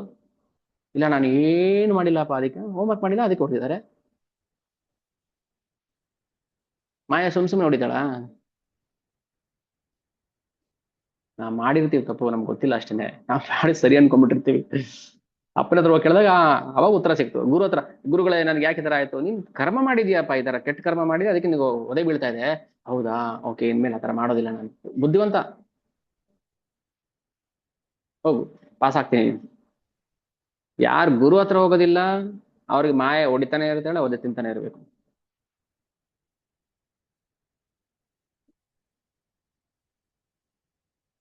ಅಷ್ಟೇ. ಇನ್ನೇನು ಅದು, ಅದ್ರ ಚರ್ಚೆ ಮಾಡೋ ವಿಚಾರನೇ ಇಲ್ಲ. ಯಾಕೆ, ಏನು, ಎತ್ತ, ಏನ್ ಚರ್ಚೆ ಮಾಡ್ಬೇಕು. ಪಾಪ ಕರ್ಮಗಳಿದೆ, ಆ ಪಾಪದ ಪ್ರತಿಕ್ರಿಯೆಗಳು ನಮ್ಗೆ ಫಲ ಕೊಡ್ತಾ ಇದೆ, ಅದು ಅನುಭವಿಸ್ತಾ ಇದೀವಿ ನಾವು. ಅದಕ್ಕೆ ಅದ್ವೈತಾಚಾರ್ಯ ಏನ್ ಬರ್ತಾರೆ, ಪೂರ್ವೆ ಏಚೆ ಕೈಲ ಸರ್ವ ವಿಶ್ವೇರಸ ಜನ ಅವತಾರಿ ಕೈಲ ಏವೆ ಭಕ್ತಿ ಪ್ರವರ್ತನ. ಬೇಡವಾ ಏಟು, ಬೇಡವಾ ನಿಮಗೆ, ಯಾರಿಗೆ ಏಟು ಬೇಡ, ಮಾಯಾ ಏಟು. ಬನ್ನಿ ಭಕ್ತಿ ಮಾಡಿ ಮತ್ತೆ. ಅಯ್ಯೋ, ಭಕ್ತಿ ಮಾಡೋಕ್ಕೂ ಕಷ್ಟ ಮತ್ತಿನ್ನೇನು. ಭಕ್ತಿ ಮಾಡೋಕ್ಕೂ ಕಷ್ಟ, ಅಲ್ಲಿ ಒಲೆ ತಿನ್ನೋಕ್ಕೂ ಕಷ್ಟ. ಯಾವ ಕಷ್ಟ ಒಳ್ಳೇದು ಅದನ್ನ ಅನುಭವಿಸ್ಬೇಕು ಅಷ್ಟೇನೆ. ನೋಡಿ, ಇಲ್ಲಿ ಆಪ್ಷನ್ ಇಲ್ಲ ನಮಗೆ. ಯಾವುದು ಒಳ್ಳೆ ಕಷ್ಟನೋ ಅದನ್ನ ಅನುಭವಿಸ್ಬೇಕು. ಅದನ್ನ ವಾಲಂಟ್ರಿ ಸ್ವೀಕಾರ ಮಾಡಬೇಕು. ಇಲ್ಲಿ ಸುಖ ಅಂತ ಬಯಸಬಾರ್ದು. ಒಂದು ಕೆಟ್ಟದ್ದು, ಇನ್ನೊಂದು ಅತಿ ಕೆಟ್ಟದ್ದು. ಯಾವ ಕೆಟ್ಟದ್ದು ಕೆಟ್ಟದ್ದು ಅಂತ ಹೇಳಂಗಿಲ್ಲ, ಕಷ್ಟ ಅಷ್ಟೇನೆ.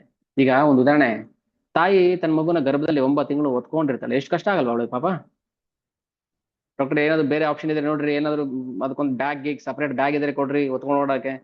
ಅನುಭವಿಸ್ಬೇಕಮ್ಮ ಅದನ್ನ. ಯಾರ ತಾಯಿ ಹೇಳ್ತಾಳ ಆತರ? ಅದನ್ನ ಇಷ್ಟು ಪ್ರೀತಿಯಿಂದ ಹೊಟ್ಟೆ ಭಾರ ಅನುಭವಿಸ್ತಾಳೆ? ದುಃಖದಿಂದ ಅನುಭವಿಸ್ತಾಳೆ? ಅದನ್ನ ಸುಖದಿಂದ ತಾನೇ ಅನುಭವಿಸ್ತಾಳೆ. ಮತ್ತೆ ಅನುಭವಿಸಿ. ಭಕ್ತಿ ಮಾಡ್ಬೇಕಾದ್ರೆ ಸ್ವಲ್ಪ ಕಷ್ಟ ಆಗುತ್ತೆ, ಅನುಭವಿಸಿ. ಇಲ್ಲ ಮಾಯೆ ಒದೆ ಕೊಡ್ತಾಳೆ, ಅನುಭವಿಸಿ. ಎರಡಲ್ಲೂ ಒಂದು ಆಪ್ಷನ್ ಇದೆ, ಬೇರೆ ಆಪ್ಷನ್ ಇಲ್ಲ. ಈಗ ಭಗವಂತ ಕಷ್ಟ ಕೊಟ್ಟು ತನ್ನ ಹತ್ರ ಕರ್ಕೋತಾನೆ, ಆ ಕಷ್ಟ ಸ್ವೀಕಾರ ಮಾಡ್ಬೇಕು. ಇಲ್ಲ ಮಾಯೆ ಕಷ್ಟ ಕೊಡ್ತಾಳೆ, ಆ ಕಷ್ಟ ಸ್ವೀಕಾರ ಮಾಡ್ಬೇಕು, ಇಲ್ಲೇ ಉಳ್ಕೋಬೇಕು. ಯಾವ್ದು better? Choose the best in the worst.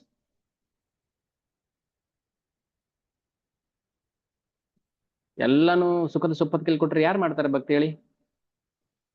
ಈಗ ಮುಸ್ಲಿಮ್ಸ್ ಕ್ರಿಶ್ಚಿಯನ್ಸ್ ಮಾಡ್ತಾರಲ್ಲ, ಏನಿಲ್ಲಪ್ಪ ಚರ್ಚಿಗೆ ಬಾ, ಬೆಳಗ್ಗೆ ಇಷ್ಟ ಬಂದಂಗೆ ಬಾ, ಒಂದು ಪ್ರೇಯರ್ ಮಾಡು, ಮತ್ತೆ ಹೋಗು. ಹೋಗ್ತಾ ದಾರಿ ಬಿರಿಯಾನಿ ತಿನ್ಕೊಂಡು ಹೋಗಿ, ಪರವಾಗಿಲ್ಲ, ಏನು ಕೇಳಲ್ಲ. ಹಂಗೆ ಒಂದು ಓಡಕ ತಗೊಂಡು ಹೋಗು ಮನೇಲಿ, ರಾತ್ರಿ ಕುಡ್ಕೊಂಡು ಮಲ್ಕೋ, ಯಾರು ಕೇಳಲ್ಲ. ಹಂಗಿದ್ರೆ ಭಕ್ತಿ ಮಾಡ್ತೀವಿ ನಾವು.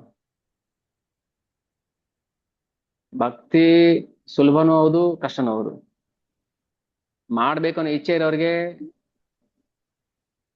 ಸುಲಭ. ಪ್ರೀತಿ ಬೆಳೆಸ್ಕೊಂಡ್ರೆ ಮಾತ್ರ, ನಂಬಿಕೆ ಪ್ರೀತಿ ಇದ್ರೆ ಮಾತ್ರ ಸುಲಭ ಆಗುತ್ತೆ. ತಾಯಿ ಗರ್ಭದಲ್ಲಿ ಮಗುನ 3 kg 4 kg ಹೊತ್ಕೊಂಡು 9 ತಿಂಗಳು ಇರ್ತಾಳಲ್ಲ, ಅದು ಸುಖ. ಅದು ಸುಖ, ಅದು ಆಕ್ಚುಲಿ ಅದು ಕಷ್ಟ ಅಲ್ಲ ಅದು. ಅಪ್ಪ ಬೆಳಗ್ಗೆಯಿಂದ ರಾತ್ರಿ ತನಕ ದುಡಿತಾನೆ, ಹೆಂಡತಿ ಮಕ್ಳು ಸಂಸಾರ ನಿರ್ವಹಣೆ ಮಾಡ್ಬೇಕು ಅಂತ. ಅದು ಸುಖ. ಕಷ್ಟ, ಕಷ್ಟ ಆದ್ರೂ ಪ್ರೀತಿಯಿಂದ ಮಾಡ್ತಿರ್ತಾನೆ ಅದನ್ನ. ಸೊ ಹಾಗೆ ಭಕ್ತಿ ಸ್ವಲ್ಪ ಕಷ್ಟ ಅನಿಸ್ಬೋದೇನೋ ಪ್ರಾರಂಭದಲ್ಲಿ. ಆದರೆ ಕ್ರಮೇಣ ಅದು ನಮಗೆ ಒಳ್ಳೆ ಸುಖವನ್ನೇ ಕೊಡುತ್ತೆ. ಅದಕ್ಕೆ ಹೇಳೋದು 4 ನಿಯಂತ್ರಕ ತತ್ವಗಳು, 16 ಮಾಲೆ ಜಪ, ಏನು ಕಷ್ಟ ಆಗೋದಿಲ್ಲ. ಎದ್ದೇಳಿ, ಬೇಗ ಎದ್ದೇಳಿ, ಬ್ರಾಹ್ಮಿ ಮುಹೂರ್ತದಲ್ಲಿ ಎದ್ದೇಳಿ, ಜಪ ಮಾಡಿ, ಭಾಗವತ ಓದಿ, ಭಗವಂತನ ಕಥೆ ಕೇಳಿ, ಇನ್ನೇನಿದೆ? 24 ಗಂಟೆ ಅದನ್ನೇ ಮಾಡಿ ಅಂತ ಹೇಳ್ತಾರ? ಏನ್ ಮಾಡ್ತೀವೋ ಅದನ್ನ ಕೃಷ್ಣ ಪ್ರಜ್ಞೆ ಮಾಡಿ, ಈ 4ನ್ನ ನೀವು ಫಾಲೋ ಮಾಡಿ. ಭಕ್ತಿ ತುಂಬಾ ಸರಳವಾಗಿದೆ. ನಮಗೆ ಗೊತ್ತಿರ್ಲಿಲ್ಲ ಅಷ್ಟೇನೆ, ಶಾಸ್ತ್ರದ ಅಧ್ಯಯನ ಮಾಡಿಲ್ಲ ನಾವು, ಅದಕ್ಕೆ ನಮ್ಗೆ ಗೊತ್ತಿಲ್ಲ. ಓದಕ್ ಕೂತ್ಕೊಳ್ಳಿ, ದಿನ 1 ಗಂಟೆ ಓದಕ್ ಕೂತ್ಕೊಳ್ಳಿ, ಪುಸ್ತಕ ಇಟ್ಕೊಳ್ಳಿ, ಎಷ್ಟು ಆನಂದ ಆಗತ್ತೆ, ಎಷ್ಟು ನೆಮ್ಮದಿ ಸಿಗುತ್ತೆ. ಓ, ಜೀವನದಲ್ಲಿ ಏನಿದೆಯಪ್ಪ, ಭಗವಂತನ ಭಕ್ತಿ ಮಾಡ್ಬೇಕು ಅಂತ. ಪ್ರಹ್ಲಾದ್ ಮಹಾರಾಜರು 5 ವರ್ಷ ಮಗು ಆಟ ಆಡೋ ವಯಸ್ಸು, ಮಕ್ಕಳೇ ಬನ್ನಿ ಬನ್ನಿ ಆಟ ಆಡೋದೆಲ್ಲ ಬಿಟ್ಬಿಡಿ, ಹಾ ಇನ್ಯಾವಾಗ ಆಡ್ಬೇಕು, ಅಯ್ಯೋ ಆಡ್ಲಿ ಬಿಡ್ರಿ, ಮಗು ಸಣ್ಣ ಮಗು ಆಡ್ಕೊಂಡಿರ್ಲಿ, ಹಂಗೆ ಆಟ ಆಡ್ಕೊಂಡಿರ್ಲಿ ಅಂತ ಬಿಟ್ರೆ 20 ಆಗುತ್ತೆ 25 ಆಗುತ್ತೆ, ಆಟ ಆಡ್ಕೊಂಡಿರುತ್ತೆ ಮಗು. ಮತ್ತೆ ಆಟ ಆಡೋ ಮಗುಗೆ ಮದುವೆ ಮಾಡ್ತಾರೆ, ಮತ್ತೆ ಮಗು ಆಗುತ್ತೆ, ಅದ್ರ ಜೊತೆ ಆಟ ಆಡ್ಕೊಂಡಿದ್ದು ಬಿಡ್ತಾನೆ, ಜೀವನ ಪೂರ್ತಿ ಆಟ ಆಡ್ಕೊಂಡೇ ಕಳೆದು ಬಿಡ್ತಾನೆ. 50 ವರ್ಷ ಆಯ್ತು, ರಿಟೈರ್ಡ್ ಆಯ್ತು, ಆಮೇಲೆ ಮಗು ಇನ್ನ ಈಗ ತಾನೆ ರಿಟೈರ್ಡ್ ಆಗಿದೆ, ಸ್ವಲ್ಪ ಆಟ ಆಡ್ಕೊಂಡಿರ್ಲಿ ಅಂತ ಬಿಟ್ಬಿಡ್ತಾರೆ. 5 ವಯಸ್ಸಲ್ಲೇ ಧ್ರುವ ಮಹಾರಾಜ ಆಗ್ಲಿ, ಪ್ರಹ್ಲಾದ್ ಮಹಾರಾಜ ಆಗ್ಲಿ, 5 ವಯಸ್ಸಲ್ಲಿ ಆಟ ಎಲ್ಲ ಬಂದ್ ಮಾಡಿ ಭಗವಂತನ ಸೇವೆ ಮಾಡಿ, ಭಗವಂತನ ಗುಣಗಾನ ಮಾಡಿ ಅಂತ ಕೂತರು. ಆ ಲೆವೆಲ್ಗೆ ನಾವು ಭಕ್ತಿ ಮಾಡಕ್ ಆಗಲ್ಲ. ನಮಗೇನು ಗುರು ಮಹಾರಾಜರು ಹೇಳ್ತಾರೆ, ಆಚಾರ್ಯರು ಹೇಳ್ತಾರೆ, ಅಷ್ಟಾದ್ರೆ ನಾವು ಮಾಡ್ಲೇಬೇಕು. ಕಾಡಿಗೆ ಹೋಗಿ ಒಂಟಿ ಕಾಲಲ್ಲಿ ನಿಂತ್ಕೊಂಡು ತಪಸ್ ಮಾಡಿ ಅಂತ ಹೇಳ್ತಾರ ಧ್ರುವ ಮಹಾರಾಜ್ ತರ? ಇಲ್ಲ. ಭಾನುವಾರ ಒಂದ್ ಗಂಟೆ ಫ್ರೀ ಮಾಡ್ಕೊಂಡು ಸೆಂಟರ್ಗೆ ಬನ್ನಿ, ಕೂತ್ಕೊಳ್ಳಿ, ಕಾಲ್ ಮುಡ್ಸ್ಕೊಂಡು ಕೂತ್ಕೊಳ್ಳೋಕ್ಕಾಗಿಲ್ಲ ಅಂತ ಚೇರಲ್ಲಿ ಕೂತ್ಕೊಳ್ಳಿ, ತುಂಬಾ ಕಷ್ಟ ಕೊಡೋದಿಲ್ಲ ನಾವು ನಿಮಗೆ. ಒಂಟಿ ಕಾಲ ನಿಂತ್ಕೊಳ್ಳಿ, ಹೆಬ್ಬೆಳೆ ನಿಂತ್ಕೊಳ್ಳಿ ಅಂದ್ರೆ ಇನ್ಯಾರು ಬರೋದಿಲ್ಲ ಅಷ್ಟೇ ಸೆಂಟರ್ಗೆ. ನೀವು ರೋಜಿ ನೀವೇ ನಿಂತ್ಕೊಳ್ಳಿ, ನಾವು ಬರ್ತೀವಿ ಟಾಟಾ ಅಂತ ಹೇಳ್ಬಿಡ್ತಾರೆ. ಏನ್ ಕಷ್ಟ ಇದೆ ಭಕ್ತಿ ಮಾಡಕ್ಕೆ? ಏನ್ ಕಷ್ಟ ಹೇಳಿ ನಿಮ್ಗೆ, ಹೋಗ್ಲಿ ಸಾಲ್ವ್ ಮಾಡೋಣ. ಆರೋಗ್ಯ ಸಮಸ್ಯೆ, ಆರೋಗ್ಯ ಯಾರಿಗೆ ಸಮಸ್ಯೆ ಇಲ್ಲ? ಪ್ರತಿಯೊಬ್ಬರಿಗೂ ಸಮಸ್ಯೆ ಇರುತ್ತೆ. ಇಲ್ಲ ಕೂತ್ಕೊಳಕ್ಕಾಗಲ್ಲ, ನಿಂತ್ಕೊಳಕ್ಕಾಗಲ್ಲ, ನಿಂತ್ಕೊಂಡ್ರೆ ಮಲ್ಕೊಳಕ್ಕಾಗಲ್ಲ, ಏನಾದ್ರೂ ಒಂದು ಕುಂಟು ನೆಪ ಹೇಳ್ಕೊಂಡು ನಾವು ಭಕ್ತಿಯಿಂದ ಹಿಂದಕ್ಕೆ ಹೋಗಕ್ ನೋಡ್ತಾ ಇರ್ತೀವಿ ಹೊರತು ಭಗವಂತನ ಹತ್ರಕ್ಕೆ ಹೋಗೋಣ. ನೋವು ಎಲ್ಲಾ ಕಡೆ ಇರುತ್ತೆ. ಈಗ ಹೆಚ್ಚು ಮಲ್ಕೊಂಡ್ರು ನೋವು ಬರುತ್ತೆ, ಹೆಚ್ಚು ಕೂತ್ಕೊಂಡ್ರು ನೋವು ಬರುತ್ತೆ, ಹೆಚ್ಚು ಸುಖ ಅನುಭವಿಸು ನೋವು ಬರುತ್ತೆ. ಏನ್ ಏನ್ ಅನುಭವಿಸು ನೋವು ಬಂದೇ ಬರುತ್ತೆ. ಆ ನೋವು ಜಪ ಮಾಡ್ತಾ ಮಾಡ್ತಾ ಬರ್ಲಿ ಬಿಡಿ, ಬುಕ್ ಓದ್ತಾ ಓದ್ತಾ ಬರ್ಲಿ ಬಿಡಿ, ಅಕ್ಸೆಪ್ಟ್ ಮಾಡೋಣ ಇದನ್ನ. ಮಾರೀಚ ನೋಡಿ, ರಾಮಾಯಣ ಕನೆಕ್ಟ್ ಆಗ್ಬಿಡುತ್ತೆ. ಈ ತಿಂಗಳು ರಾಮನವಮಿ ಇದೆ ಅಲ್ಲ, ಸೊ ನೆಕ್ಸ್ಟ್ ವೀಕ್ ಇಂದ ನಾವು ರಾಮಾಯಣ ಶುರು ಮಾಡೋಣ. ವಾಲ್ಮೀಕಿ ರಾಮಾಯಣ ಶ್ರವಣ ಮಾಡಿ ಆನಂದ, ಎಷ್ಟು ಖುಷಿ ಆಗುತ್ತೆ ಗೊತ್ತಾ. ಮಾರೀಚ ಈಗ ಅವನ್ಗೆ ಸಾವು ಡಿಸೈಡ್ ಆಗ್ಬಿಡ್ತು. ರಾವಣ ಬಂದು ಕರೀತಾನೆ, ನೋಡಪ್ಪ ನೀನ್ ಜಿಂಕೆ ವೇಷ ಹಾಕೊಂಡು ಸೀತೆನ ಕಿಡ್ನಾಪ್ ಮಾಡಕ್ ನೀನ್ ಸಹಾಯ ಮಾಡ್ಬೇಕು, ನಾನು ಹೊತ್ಕೊಂಡು ಹೋಗ್ಬಿಡ್ತೀನಿ, ಅವಳು ನೀನು ಹೆಲ್ಪ್ ಮಾಡು. ಇದೆಯಂತ ಸೇವೆ ಇದು? ಮಾಡಲ್ಲ ಅಂತಾನೆ ಮಾರೀಚ. ಯಾಕಂದ್ರೆ ಒಂದ್ಸಲ ಆಗ್ಲೇ ಬುದ್ಧಿ ಕಲ್ಸಿದ್ದ ಭಗವಂತ, ಹೊಡೆದು ಬಾಣ ಹೊಡೆದು ಸಮುದ್ರದ ಆಚೆ ಹಸ್ತಿದ್ದ. ಗೊತ್ತು ಅವನಿಗೆ ಅವನ ಶಕ್ತಿ ಏನು, ರಾಮನ ಶಕ್ತಿ ಏನು ಅಂತ. ಬರಲ್ಲ ಅಂತಾನೆ. ರಾವಣನ್ ಕೋಪ ಬಂತು, ಯಾಕೆ ಬರೋದಿಲ್ಲ, ಬರ್ಲೇಬೇಕು ನೀನ್ ಇವಾಗ, ಬರಲ್ಲ ನಾನ್ ಬಿಡೋದಿಲ್ಲ, ಕೊಂದು ಬಿಡ್ತೀನಿ ಅಂತಾನೆ. ಇದೊಳ್ಳೆ ಕತೆ ಆಯ್ತಲ್ಲಪ್ಪ, ಬಂದಿಲ್ಲ ಅಂದ್ರೆ ನೀನ್ ಕೊಲ್ತೀಯ, ಅಲ್ಲಿ ಜಿಂಕೆ ವೇಷ ಹಾಕೊಂಡು ಹೋದ್ರೆ ಅವ್ನ್ ಕೊಲ್ತಾನೆ, ಏನ್ ಮಾಡ್ಬೇಕು, ಅವನೇ ಕೊಲ್ಲಿ ಬಿಡು ನನ್ನನ್ನ, ನಿನ್ ಕೈಲಿ ಯಾಕೆ ಸಾಯ್ಬೇಕು ನಾನು, ಭಗವಂತನ ಕೈಲಿ ಸಾಯ್ತೀನಿ ಅಂತ ಹೋಗ್ತಾನೆ. ಮನೇಲಿ ಕೂತ್ಕೊಂಡು ಸೊಂಟ ನೋವು ಬರ್ಸ್ಕೊಳಕ್ಕಿಂತ ಟೆಂಪಲ್ಗೆ ಬಂದು ಮೈಕೈ ನೋವು ಬರ್ಸ್ಕೊಳ್ಳಿ, ಏನಂತೆ. ಇಚ್ಛೆ ಇದ್ರೆ, ಇಲ್ಲಾಂದ್ರೆ ಯಾರು ಏನ್ ಮಾಡಿದ್ರು ಜಗೋದಿಲ್ಲ ನಾವು. ನೋವಂತೂ ಕಟ್ಟಿಟ್ಟ ಬುತ್ತಿ 100%, ಇದರಿಂದ ಆಚೆ ಬರಕ್ ಸಾಧ್ಯನೇ ಇಲ್ಲ. ನೋವಂತೂ 100% ಕಟ್ಟಿಟ್ಟಿದ್ದೆ. ಆ ನೋವನ್ನ ಭಗವಂತನ ಸೇವೆ ತೊಡಸ್ಕೊಂಡ್ರೆ ಬೆಟರ್.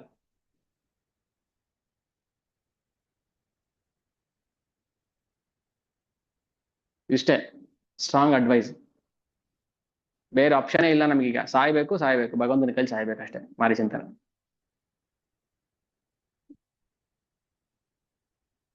ಮಾರೀಚ ದುಷ್ಟ ರಾಕ್ಷಸ, ಅವನಿಗೆ ಬುದ್ಧಿ ಬಂತು. ನಾವು ನಾವು ಮನುಷ್ಯರು ಅಂತ ಸೋಗ ಹಾಕ್ತಾ ಇದ್ದೀವಿ ಅಷ್ಟೇ. ನಾವು ಮಾರೀಚನಿಂದ ಕೆಟ್ಟವರು ನಾವು. ದುಷ್ಟ ಬುದ್ಧಿ ಎಲ್ಲಿ ಹೋಗುತ್ತೆ ಹೇಳಿ, ಕೊನೆಗೆ ಹಾ ರಾಮ, ಹಾ ಸೀತೆ, ಹಾ ಸೀತೆ ಅಂತ ಸತ್ತೋಗ್ತಾನೆ. ಮೋಸ, ವಂಚನೆ ಅದು. ಅದು ಒಂದು ಪಾರ್ಟ್ ಇರ್ಲಿ, ಒಳ್ಳೇದು ಕೆಟ್ಟದ್ದು ಮನುಷ್ಯನಲ್ಲಿ ಇರುತ್ತೆ. ದುಷ್ಟ ಅಟ್ಲೀಸ್ಟ್ ಭಗವಂತನ ಕೈಯಿಂದ ಸಾಯ್ಬೇಕು ಅಂತ ಬರ್ತಾನಲ್ಲ, ಅದನ್ನು ಉದ್ಧಾರ ಮಾಡ್ಬಿಡುತ್ತೆ. ಅದಕ್ಕೆ ಹೇಳೋದು, ನಾವು ಈ ಅಸ್ತಿತ್ವದಿಂದ, ಭೌತಿಕ ಅಸ್ತಿತ್ವದಿಂದ ನಾವು ಆಚೆ ಬರ್ಬೇಕಾದ್ರೆ ನಮಗೆ ಬೇರೆ ದಾರಿನೇ ಇಲ್ಲ. ಒಂದು ಮಾಯಲ್ಲಿ ಕೊಳಿಬೇಕು, ಇಲ್ಲ ಕಷ್ಟ ಆದ್ರೂ ಪರವಾಗಿಲ್ಲ ಆಚೆ ಬರ್ಬೇಕು.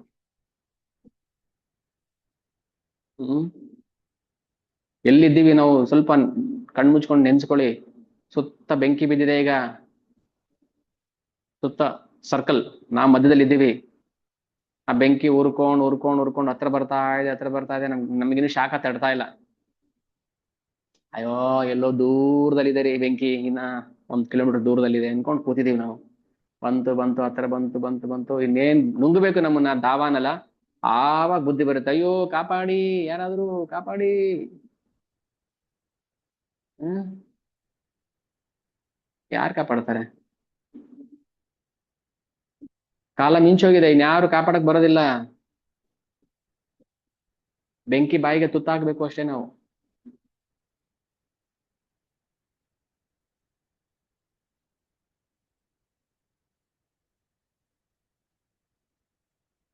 ಹ್ಮ್. ಅದಕ್ಕೋಸ್ಕರ ಆಚಾರ್ಯರು ಬರ್ತಾರೆ, ಅದಕ್ಕೋಸ್ಕರ ಅದ್ವೈತಾಚಾರ್ಯರು ಬಂದಿದ್ದಾರೆ ನಮ್ಗೆ ಕಾಪಾಡ್ಬೇಕು ಅಂತ. ಬೆಂಕಿಲ್ ಬಿದ್ದಿದ್ದಾರೆ, ಕಾಪಾಡಿ ಕರ್ಕೊಂಡು ಹೋಗೋಣ ಆಚೆ ಅಂತ. ನಾವು ಇಲ್ಲ, ಬರ್ತಾರ, ನಾವು ಬರಲ್ಲ. ಅದ್ವೈತಾಚಾರ್ಯರೇ ನಾವು ಬರೋದಿಲ್ಲ. ನಿತ್ಯಾನಂದ ಪ್ರಭು ನಾನ್ ಬರೋದಿಲ್ಲ, ಚೈತನ್ಯ ಮಹಾಪ್ರಭುಗಳೇ ನಾವ್ ಬರೋದಿಲ್ಲ, ಇಲ್ಲೇ ಇರ್ತೀನಿ ನಾನು, ಬೆಂಕಿ ಏನ್ ಮಹಾ ಮಾಡ್ಬಿಡುತ್ತೆ ನನಗೆ ಅಂತ ನಾವು ಕೂತ್ಕೊಂಡಿದೀವಿ. ಆಯ್ತು, ನಿನ್ ಇಷ್ಟ, ಜೀವನ ಸ್ವತಂತ್ರ ಇದೆ, ನಾವು ಬಲವಂತ ಮಾಡೋದಿಲ್ಲ, ನಿಮ್ ಇಷ್ಟ. ಜೀವ ನಿಸ್ತಾರಿಲ ಕೃಷ್ಣ ಭಕ್ತಿ ಕರಿದಾನ, ಗೀತಾ ಭಾಗವತೆ ಕೈಲ ಭಕ್ತಿರ ವ್ಯಾಖ್ಯಾನ. ಏನ್ ಹೇಳ್ತಾರೆ? ಕೃಷ್ಣ ಭಕ್ತಿ ಎನ್ನುವ ಕೊಡುಗೆಯನ್ನ ಫ್ರೀಯಾಗಿ ಕೊಟ್ರು. ಯಾರಾದ್ರೂ ಗಿಫ್ಟ್ ಕೊಡ್ತಾರ ಫ್ರೀಯಾಗಿ? ಮುಯ್ಯಿ, ನಾನ್ ಈ ವರ್ಷ ಕೊಟ್ಟಿದ್ದೀನಿ, ನೆಕ್ಸ್ಟ್ ಇಯರ್ ಅವ್ರು ಕೊಡ್ಬೇಕು ನನಗೆ. ಇದೇ ತಾನೇ ನಮ್ದು ಮುಯ್ಯಿ. ಇಲ್ಲಿ ಅದ್ವೈತಾಚಾರ್ಯರು ಮುಯ್ಯಿ ಕೊಡಕ್ ಬರ್ಲಿಲ್ಲ ನಮ್ಗೆ. ಕೃಷ್ಣ ಭಕ್ತಿಯನ್ನ ಮುಫ್ತ್, ಫ್ರೀ, ಯಾರ್ ಬೇಕಾದ್ರೂ ಕೃಷ್ಣ ಭಕ್ತಿ ಮಾಡ್ಬೋದು. ಭಕ್ತಿ ಸೇವೆ ಮಾಡ್ಬೇಕು, ಭಗವದ್ಗೀತೆ ಓದ್ಬೇಕು, ಭಾಗವತ ಓದ್ಬೇಕು. ಹ್ಮ್ ಏನಾದ್ರು ಬೇರೆ ಹೇಳಿದ್ರ ಅವರು? ಗೀತಾ ಭಾಗವತ ಬಿಟ್ಟು ಏನಾದ್ರು ಹೇಳಿದ್ರ? ಬುಕ್ ಡಿಸ್ಟ್ರಿಬ್ಯೂಷನ್ ಮಾಡಕ್ ಹೋದಾಗ ಒಬ್ರು ಬಂದ್ರು, ಸರ್ ಭಾಗವತ ಪುರಾಣ ಇದೆ ತಗೊಳ್ಳಿ ಸರ್, ನಮಗೆ ಗರುಡ ಪುರಾಣ ಬೇಕು ಅಂದ್ರು. ಯಾಕೆ ಗರುಡ ಪುರಾಣ? ಅಲ್ಲ ಅದ್ರಲ್ಲಿ ಸತ್ ಮೇಲೆ ಏನಾಗ್ತಾರೆ ಅಂತೆಲ್ಲ ಕೊಟ್ಟಿದಾರಂತೆ. ಹೌದು ಕೊಟ್ಟಿದ್ದಾರೆ, ಅದ್ ತಿಳ್ಕೊಂಡು ಏನಾಗ್ಬೇಕು ನಿಮ್ಗೆ? ಏನ್ರಿ ಆಗ್ಬೇಕು ನಿಮ್ಗೆ? ಸತ್ ಮೇಲೆ ಏನಾಗ್ತಾರೆ ತಿಳ್ಕೊಂಡು, ಬದುಕಿದ್ದಾಗ ಏನ್ ಮಾಡ್ಬೇಕು ಅದನ್ನ ಮಾಡ್ರಿ ಅಂತ ಅಂದ್ರೆ, ಸತ್ ಮೇಲೆ ಏನಾಗ್ತಾರೆ ಕೇಳ್ಬೇಕಂತೆ ಅವರು. ಇಂಥ ಮೂರ್ಖರಿಗೆ ಏನಪ್ಪ ಹೇಳ್ಬೇಕು ನಾವು? ಬದುಕಿದ್ದಾಗ ಏನ್ ಮಾಡ್ಬೇಕು? ಪರೀಕ್ಷಿತ್ ಮಹಾರಾಜ ಸತ್ ಮೇಲೆ ಏನ್ ಮಾಡ್ಬೇಕು ಅಂತ ಕೇಳಿಲ್ಲ, ಬದುಕಿದ್ದಾಗ ಏನ್ ಮಾಡ್ಬೇಕು ಅಂತ ಕೇಳಿದ್ದು. ಇಲ್ಲ ಇಲ್ಲ, ನಮ್ಗೆ ಗರುಡ ಪುರಾಣನೇ ಬೇಕು. ಆಯ್ತು, ದಯವಿಟ್ಟು ಕ್ಷಮಿಸಿ, ನಮ್ಮ ಹತ್ರ ಇಲ್ಲ ಅದು. ಗೀತಾ ಭಾಗವತ ಇದೆ.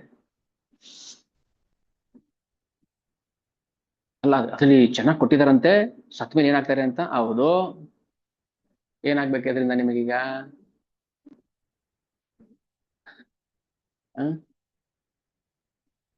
ಸತ್ ಮೇಲೆ ನರಕಕ್ಕೆ ಹೋಗ್ತೀಯ ಅಷ್ಟೇ. ಅಲ್ಲ ಅಲ್ಲಿ ಏನು ಶಿಕ್ಷೆ ನಿನಗೆ ಯಾಕೆ? ಅದು ಹೋದ್ಮೇಲೆ ಅನುಭವಿಸ್ತೀಯ. ಮ್ಯಾಂಗೋ ಜ್ಯೂಸ್ ಹೇಗಿರುತ್ತೆ? ಅರೆ ಇದೊಳ್ಳೆ ಹೇಗಿರುತ್ತೆ ಅಂತ ಕೇಳ್ಕೊಂಡು ಕುಡಿಬೇಕಾ? ನೀವು ಕುಡೀರಿ, ನಿಮ್ಗೆ ಅರ್ಥ ಆಗುತ್ತೆ ಎಲ್ಲಾನು. ಮುಂಚೆ ನಾವು ಡೆಫಿನೇಷನ್ ಹೇಳ್ಬೇಕಾ? ನೋಡಿ ಇದು ಮ್ಯಾಂಗೋ ಜ್ಯೂಸು, ಇದ್ರಲ್ಲಿ ಹೀಗೆ ಕುಡಿದ್ರೆ ಹಿಂಗಾಗುತ್ತೆ ಹಿಂಗಾಗಿ ಹೇಳ್ಬೇಕಾ? ಕುಡಿದ್ರೆ ನಿಮ್ಗೆ ಅರ್ಥ ಆಗುತ್ತೆ, ತಿಳ್ಕೊಂಡು ಏನ್ ಪ್ರಯೋಜನ ಅಂತ ನಾನು ಕೇಳ್ತಾ ಇರೋದು. ಈಗ ಭಕ್ತಿ ಸೇವೆ ಅಂದ್ರೆ ಹಾಗೇನೆ, ಭಕ್ತಿ ಮಾಡಿ ನಿಮ್ಗೆ ಅದ್ರ ರುಚಿ ಗೊತ್ತಾಗುತ್ತೆ, ಜಪ ಮಾಡಿ ನಿಮ್ಗೆ ಅದ್ರ ರುಚಿ ಗೊತ್ತಾಗುತ್ತೆ. ಇಲ್ಲ ನಮ್ಗೆ ಹೇಳಿದ್ರೆ ಏನ್ ಅರ್ಥ ಆಗುತ್ತೆ ನಮ್ಗೆ? ಸಿಹಿ ಆಗಿದೆ ಅಂತ ಹೇಳ್ತೀವಿ ನಾವು, ಮತ್ತೆ ಕುಡಿಲೇಬೇಕಾ? ಗೀತಾ ಭಾಗವತ ಇವೆರಡು ಗ್ರಂಥ ಪ್ರತಿಯೊಬ್ರು ಓದ್ಲೇಬೇಕು, ಮನೇಲಿ ಇಟ್ಕೋಬೇಕು. ಯಾರು, ನಾನು ಪದೇ ಪದೇ ಹೇಳ್ತೀನಿ, ಯಾರಿಗೂ ಹರ್ಟ್ ಮಾಡೋ ಉದ್ದೇಶ ಖಂಡಿತ ನನಗಿಲ್ಲ. ಅದು ಹರ್ಟ್ ಆದ್ರೂ ಕೂಡ ಅದ್ರ ಉದ್ದೇಶ ಅವರು ಕೃಷ್ಣ ಭಕ್ತಿ ಪ್ರಾರಂಭ ಮಾಡ್ಲಿ ಅಂತ ಅಷ್ಟೇನೆ.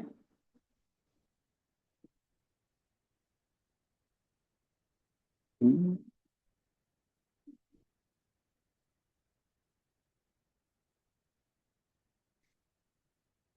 ಮಹಾವಿಷ್ಣುರಾಂಶ ಅದ್ವೈತ ಗುಣಧಾಮ ಈಶ್ವರ ಅಭೇದ ತೇ ಅದ್ವೈತ ಪೂರ್ಣನಾಮ. ಸಕಲ ಸದ್ಗುಣಗಳ ಕೋಶವಾದ ಶ್ರೀ ಅದ್ವೈತರು ಮಹಾವಿಷ್ಣುವಿನ ಪ್ರಮುಖ ಅಂಗ. ಅದ್ವೈತ ಎನ್ನುವುದು ಅವರ ಪೂರ್ಣ ನಾಮ, ಏಕೆಂದರೆ ಎಲ್ಲ ವಿವರಗಳಲ್ಲೂ ಅವರು ವಿಷ್ಣುವಿಗೆ ಸಮ. ಭಕ್ತಿ ಸೇವೆಯನ್ನು ಉಪದೇಶಿಸಿದ ಹೊರತು ಬೇರೊಂದು ಕಾರ್ಯ ಅವರಿಗಿಲ್ಲವಾಗಿ ಅವರ ಹೆಸರು ಅದ್ವೈತಾಚಾರ್ಯ ಎಂದು. ಅದ್ವೈತಾಚಾರ್ಯ ಯಾರು ಗೊತ್ತಿರಬೇಕು ನಮಗೆ ಎಲ್ರಿಗೂ. ಚೈತನ್ಯ ಚರಿತಾಮೃತ ಕೇಳ್ತಾ ಇದೀರಾ, ಆಮೇಲೆ ಯಾರಾದ್ರೂ ಪ್ರಭು ಇವ್ರು ಯಾರು 5 ಜನ ಅಂತ ಕೇಳ್ಬಿಡ್ಬಾರ್ದು ಮತ್ತೆ ಯಾರ ಮುಂದೆ ಆದ್ರು. ಅದಕ್ಕೆ ಸೆಲೆಕ್ಟ್ ಮಾಡಿ ಒಳಗಡೆ ಬಿಟ್ಟಿರೋದು. ಏನೋ ಕ್ಲಾಸಿಗೆ ಬರ್ತಾರೆ, ಶ್ರವಣ ಮಾಡ್ಬೇಕು ಅನ್ನೋ ಇಚ್ಛೆ ಇದೆ, ಆಸಕ್ತಿ ಇದೆ ಅಂತ ನಾವು ಆ, ಇದು ಬಿಟ್ಟಿದೀವಿ. ಏನೂ ಗೊತ್ತಿಲ್ಲದೆ ಯಾರು 5 ಜನ ಇದಾರಲ್ಲ ಅವ್ರು ಯಾರು ಕೈ ಹೊತ್ಕೊಂಡ್ ಮೇಲೆ ಅಂತೆಲ್ಲ ಕೇಳ್ಬಿಡ್ಬಾರ್ದು. ಅದಕ್ಕೆ ಹೇಳುದು, ಯಾರು ಓದಕ್ ಬರಲ್ಲ ಓದಕ್ ಬರೋರ್ ಮೂಲಕ ಓದಿಸ್ಕೊಂಡು ಶ್ರವಣ ಮಾಡ್ಕೊಂಡು ಅರ್ಥ ಮಾಡ್ಕೋಬೇಕು. ನಾವ್ ಇದ್ರಲ್ಲಿ ಸ್ಟ್ರಿಕ್ಟ್, ಒಂದು ಅವಕಾಶ ಎಲ್ಲರಿಗೂ ಅಷ್ಟೇನೆ. ಚೈತನ್ಯ ಚರಿತಾಮೃತ, ಭಗವದ್ಗೀತಾ, ಭಾಗವತ ಓದಿದ ಮೇಲೆ ಇದು ಚೆನ್ನಾಗಿ ಅರ್ಥ ಆಗುತ್ತೆ. ಆದ್ರೂ ಕೆಲವ್ರನ್ನ ನಾವು ಶ್ರವಣ ಮಾಡ್ಲಿ ಅಂತ ಅವಕಾಶ ಕೊಟ್ಟಿದೀವಿ. ಓಕೆ, ಭಗವಂತನ ಇಚ್ಛೆ, ನಾವು ಕೊಡೋದು ಅಂತಲ್ಲ. ಅಟ್ಲೀಸ್ಟ್ ಅದರಿಂದಾದ್ರೂ ನಾವು ಕೃಷ್ಣ ಭಕ್ತಿ, ಕೃಷ್ಣ ಪ್ರೇಮ ಇದೆಲ್ಲ ನಾವು ಶ್ರವಣ ಮಾಡ್ಬೇಕು. ನಾನ್ ವೆಜ್ ತಿನ್ನೋದು ಬಿಡ್ಬೇಕು, ಏಕಾದಶಿ ಮಾಡ್ಬೇಕು. ಒಂದ್ ಕಡೆ ನಾನ್ ವೆಜ್ ಬಯಸ್ತೀವಿ, ಈ ಕಡೆ ಚೈತನ್ಯ ಚರಿತಾಮೃತ ತಿಂತೀವಿ, ಬೇಡ. ಯಾರ್ಯಾರು ಮಾಡ್ತಾ ಇದ್ದೀರಾ ಅವ್ರಿಗೆ ಹೇಳ್ತಾ ಇದೀನಿ, ಯಾರು ಮಾಡ್ತಾ ಇಲ್ಲ ಅವ್ರಿಗಲ್ಲ. ಯಾರ್ಯಾರು ನಾನ್ ವೆಜ್ ತಿನ್ನೋದು, ಮೀನು, ಮೊಟ್ಟೆ, ಕೋಳಿ, ಕುರಿ, ದೇವತೆಗಳ ಆರಾಧನೆ, ಹ್ಮ್ ಹೀಗೆ ಮಹಾಪ್ರಭು ಸಂಕೀರ್ತನ ಚಳವಳಿ ಶುರು ಮಾಡಿದ್ದೇ ಅದ್ವೈತಾಚಾರ್ಯರ ಮೂಲಕ. ಅದ್ವೈತಾಚಾರ್ಯರ ಅದಕ್ಕೆ ನಾವು ಸ್ಮರಣೆ ಮಾಡ್ಬೇಕು. ಇಲ್ಲಾಂದ್ರೆ ಈ ಕಲಿಯುಗದ ಧರ್ಮ ಹುಟ್ಟುತ್ತಾ ಇರ್ಲಿಲ್ಲ. ಕಲಿಯುಗದ ಧರ್ಮ ಹರಿನಾಮ ಸಂಕೀರ್ತನೆ ಶುರು ಆಗ್ತಿರ್ಲಿಲ್ಲ ಅದ್ವೈತಾಚಾರ್ಯರ ಕೃಪೆ ಇಲ್ಲ ಅಂದ್ರೆ. ಅವ್ರು ಕರೆದಿದ್ದಕ್ಕೆ ಕೃಷ್ಣ ಬಂದಿದ್ದು. ಯಾರ್ಯಾರು ಕರೆದ್ರೆ ಬರೋದಿಲ್ಲ. ಪಿಕ್ಚರ್ ಅಲ್ಲಿ ಸಿಂಗರ್ಸ್ ಗಳು ಕರೀತಾರಲ್ಲ, ಕೃಷ್ಣ ನೀ ಬೇಗನೆ ಬಾರೋ ಅಂತ. ಬೇರೆ ಬೇರೆ ಕೃಷ್ಣ ಬರ್ಬೋದು, ಗೋಲೋಕದ ಕೃಷ್ಣ ಬರೋದಿಲ್ಲ. ಕೃಷ್ಣ ಬರ್ಬೇಕಾದ್ರೆ ಶುದ್ಧ ಭಕ್ತರು ಕರಿಬೇಕು, ಅಶುದ್ಧ ಭಕ್ತರು ಸೇವೆ ಮಾಡ್ಬೇಕು ನಾವು. ಅದಕ್ಕೆ ಹೇಳೋದು, ಸ್ವಲ್ಪ ಖಾರವಾಗಿ ಇದ್ರುನು ಅದ್ರಲ್ಲಿ ಅರ್ಥ ಇದೆ. ನಾವು ಸುಮ್ನೆ ಕೆನ್ನೆ ತಟ್ಕೊಂಡು ಬಾ ಅಂತ ಕರೆದ್ರೆ ಬರೋದಿಲ್ಲ. ದೇವ್ರನ್ನ ಕರ್ಸಿದ್ವಿ ನಾವು, ನಮ್ಮ ಊರಿಗೆ ದೇವ್ರನ್ನ ಕರ್ಸಿದ್ವಿ. ಯಾರು ಕರ್ಸಿದ್ದು? ನಮ್ಮೂರ್ ಪಟೇಲ್ರ ಕರ್ಸಿದ್ರು, ನಮ್ಮೂರ್ ಶಾನ್ ಬಾಬರು ಕರ್ಸಿದ್ರು, ದೇವ್ರು ಕರ್ಸಿದ್ರು. ದೇವ್ರನ್ನ ಯಾರು ಕರಿಬೇಕು? ಅದ್ವೈತಾಚಾರ್ಯ ಕರಿಬೇಕು. ಯಾರೋ ಡೋಂಗಿ ಬಾಬಾಗಳು, ಡೋಂಗಿ ಬಾಬಾಗಳು ಅಥವಾ ಊರ್ ಪಟೇಲ್ರು ಕರೆದ್ರೆ ಬರಲ್ಲ ಕೃಷ್ಣ. ಕೃಷ್ಣ ಕೃಷ್ಣನಿಗೆ ನಗು ಬರ್ತಿರುತ್ತೆ, ಈಗ ಹೇಗಿರಪ್ಪ.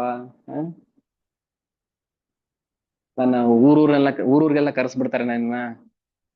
ಅಲ್ಲ, ಅವನ್ನ ಕರೀದ್ ಓಕೆ, ದೇವ್ರನ್ನ ಕರ್ಸಿದ್ರೆ ಕೃಷ್ಣ ಕರ್ಸೋದಲ್ಲ, ಯಾರನ್ನ ಕರ್ಸೋದು ದೇವ್ರನ್ನ ಕರ್ಸಿದ್ವಿ ಅಂತ. ಖಂಡಿತ ಬರೋದಿಲ್ಲ.